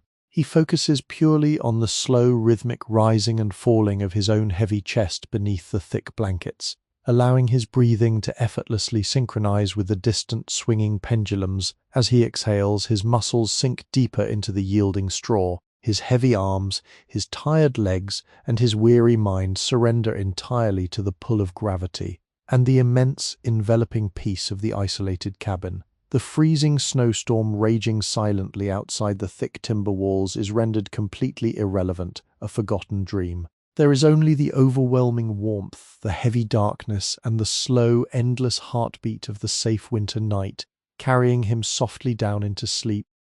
The physical boundaries of the tired body begin to dissolve, melting slowly into the dense, yielding architecture of the heavy bed. Every muscle, having held its necessary tension throughout the long, arduous hours of daylight, now receives the ultimate, undeniable permission to entirely let go. The feet, wrapped securely within thick wool, feel immensely heavy, anchored deeply into the soft, fragrant straw mattress. This profound heaviness is not a burden, but a deeply welcoming anchor, pulling the physical form downward into the comforting embrace of gravity. The sensation of sinking is remarkably gradual, a microscopic descent into the very core of the thick linen sheets. The massive eiderdown quilt resting across the chest no longer feels like a separate layer of fabric. It transforms into a natural extension of the sleeper's own breathing, rising and falling with a slow oceanic rhythm. The dense warmth generated by the body is reflected endlessly back by the thick woolen blankets, creating an impenetrable, radiant cocoon shielding the skin from any phantom chill. The joints of the hands, recently engaged in the meticulous manipulation of microscopic brass gears, finally uncurl. The fingers rest loosely against the soft fabric, completely devoid of purpose, entirely empty of kinetic intent. To exist in this specific state is to surrender all physical ambition, becoming a static, resting entity, harmonized with the dormant winter landscape outside. The spine, the central pillar of human effort, aligns flawlessly with the horizontal plane, releasing its accumulated fatigue directly down through the tight hemp ropes into the solid, unyielding earth below the cabin. Within the heavily insulated darkness of the velvet-draped alcove, the auditory world undergoes a magnificent, sprawling distortion. The familiar, overlapping chorus of the ticking clocks in the adjacent workshop, previously a structured symphony of mechanical precision, begins to fundamentally alter its character. As the conscious mind slowly relinquishes its grip on active perception, the sharp, distinct metallic clicks and the dry wooden tocks lose their defining edges. They blur softly together, merging into a continuous rolling wave of distant rhythmic sound. The spaces between each tick physically stretch, expanding into vast, echoing canyons of pure silence. Where there was once a frantic stream of seconds being divided, there is now only a sprawling, luxurious elasticity of duration. The heavy, ponderous thud of the tall regulator clock's lead pendulum no longer registers as a measurement of passing time, but rather as the slow, enduring heartbeat of the ancient timber cabin itself. It is a deeply resonant, muffled pulse that reverberates sympathetically within the resting chest, a soothing thrum dictating the exact, languid pace of the deepening breath. The listener does not hear the sound anymore, they merely feel its gentle, persistent vibration. It becomes a hypnotic auditory mantra, endlessly repeating the same comforting assurance. All is well, all is safe, all is resting. The faint, nearly imperceptible hiss of the dying embers in the hearth and the ghostly whisper of the snow accumulating against the thick window panes weave seamlessly into this mechanical heartbeat. They form an encompassing blanket of white noise that entirely smothers the lingering fragments of waking thought. The mind ceases to translate these acoustic vibrations into any logical framework. The intellect, exhausted from parsing intricate geometry, willingly shuts down its analytical engines, allowing the unfiltered rhythm to wash over the sensory cortex like a gentle receding tide pulling away from a smooth, darkened shore. Behind the heavy, utterly relaxed curtains of the closed eyelids, the visual realm retreats into a profoundly peaceful, formless expanse. The lingering ghostly after-images of the brightly lit workbench, the gleaming brass wheels, and the sharp steel tools have entirely washed away. In their place, a vast velvety darkness blooms, possessing a distinct, almost tactile richness. It is not the harsh, empty blackness of a void, but rather the deeply warm, enveloping umber of a subterranean sanctuary. Occasionally, this dark canvas is painted with the softest, most ethereal memory of the hearth fire. Faint, formless bloom of muted crimson or deeply oxidized orange slowly swells into existence, hovering weightlessly in the center of the mind's eye, before dissolving gently back into the surrounding shadows. These formless, shifting colors mimic the slow, rhythmic breathing of the dying coals in the adjacent room, offering a visual echo of the profound thermal comfort wrapping the body. The mind's eye no longer seeks shapes, lines, or boundaries. It readily accepts the infinite, comforting blur of this internal twilight. The intense focus required to examine a microscopic jewel bearing is replaced by a vast, panoramic unfocus, a deliberate, willing blindness shielding the nervous system from further stimulation. The darkness becomes a heavy, protective blanket drawn gently over the fragile, resting spirit, ensuring no sudden flash of memory can pierce the absolute serenity of the descent. It is a darkness closely resembling the deep, undisturbed soil beneath the frozen alpine meadows, a place where roots sleep peacefully, gathering silent strength for a spring that remains months away. Within this profound internal night, the remaining sparks of conscious awareness flicker with a beautiful, lazy reluctance, much like final isolated stars fading gently into the obscuring clouds of a heavy winter storm. As the separation between the physical body and the surrounding environment continues to gently dissolve, the very concept of the self begins to softly unravel. The distinct boundary defining where the resting artisan ends and the ancient timber cabin begins is entirely erased. The slow, rhythmic rising and falling of the breathing chest becomes absolutely indistinguishable from the subtle, continuous expansion and contraction of the heavy wooden logs reacting to the winter chill. The mind slowly drifts out beyond the thick velvet curtain, wandering aimlessly through the warm, cedar-scented workshop, floating past the silent, ticking pendulums without disturbing a single dust mote. It drifts further still, passing effortlessly through the dense, frost-covered window panes, merging entirely with the vast, swirling descent of the exterior snowfall. The consciousness spreads out across the frozen valley, becoming one with the immense, suffocating silence of the alpine night. It settles upon the heavy, snow-laden branches of the towering spruce trees. It rests within the deep, insulated burrows of the dormant woodland creatures, and it buries itself deep within the frozen, subterranean depths of the quiet river. There is no longer a solitary clockmaker resting in a bed. There is only the vast, breathing, sleeping forest. The intense, isolated spark of human awareness is gently extinguished, willingly surrendering its bright, demanding energy to the overwhelming, peaceful vastness of the dormant natural world. The harsh, driving demands of yesterday are thoroughly buried beneath 1,000 layers of pure, undisturbed white powder. Every lingering worry, every minute miscalculation, every tiny fragment of earthly concern is effectively covered, muffled, and entirely silenced by the relentless, gentle accumulation of the falling snow. The world has been put on pause, wrapped securely in a thick, insulating shroud permitting absolutely no disturbance. The descent is now absolute. The breathing is a slow oceanic tide, pulling deeply inward and releasing with a profound final surrender. The heart beats with the slow, unyielding rhythm of the deepest, oldest pendulum. Thud, silence, thud, silence. The warmth is total, an unbreakable sphere of comfort holding the spirit safe against the endless dark. The mind is entirely empty, a quiet, vacant room where only the softest whispers of rest are permitted to echo, deeper and deeper into the yielding straw. Drifting further and further away from the shores of wakefulness, the ticking is a lullaby, a soft, eternal song of absolute safety.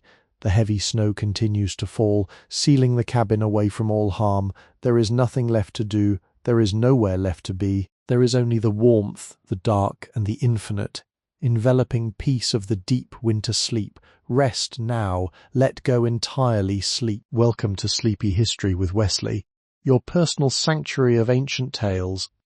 Here, we blend authentic historical events with gentle AI technology to recreate immersive, soothing journeys through time.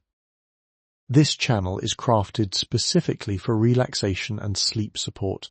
TAND is not a substitute for professional medical advice. For your safety, please do not listen while driving or operating machinery. Now, close your eyes and let history carry you into a peaceful sleep.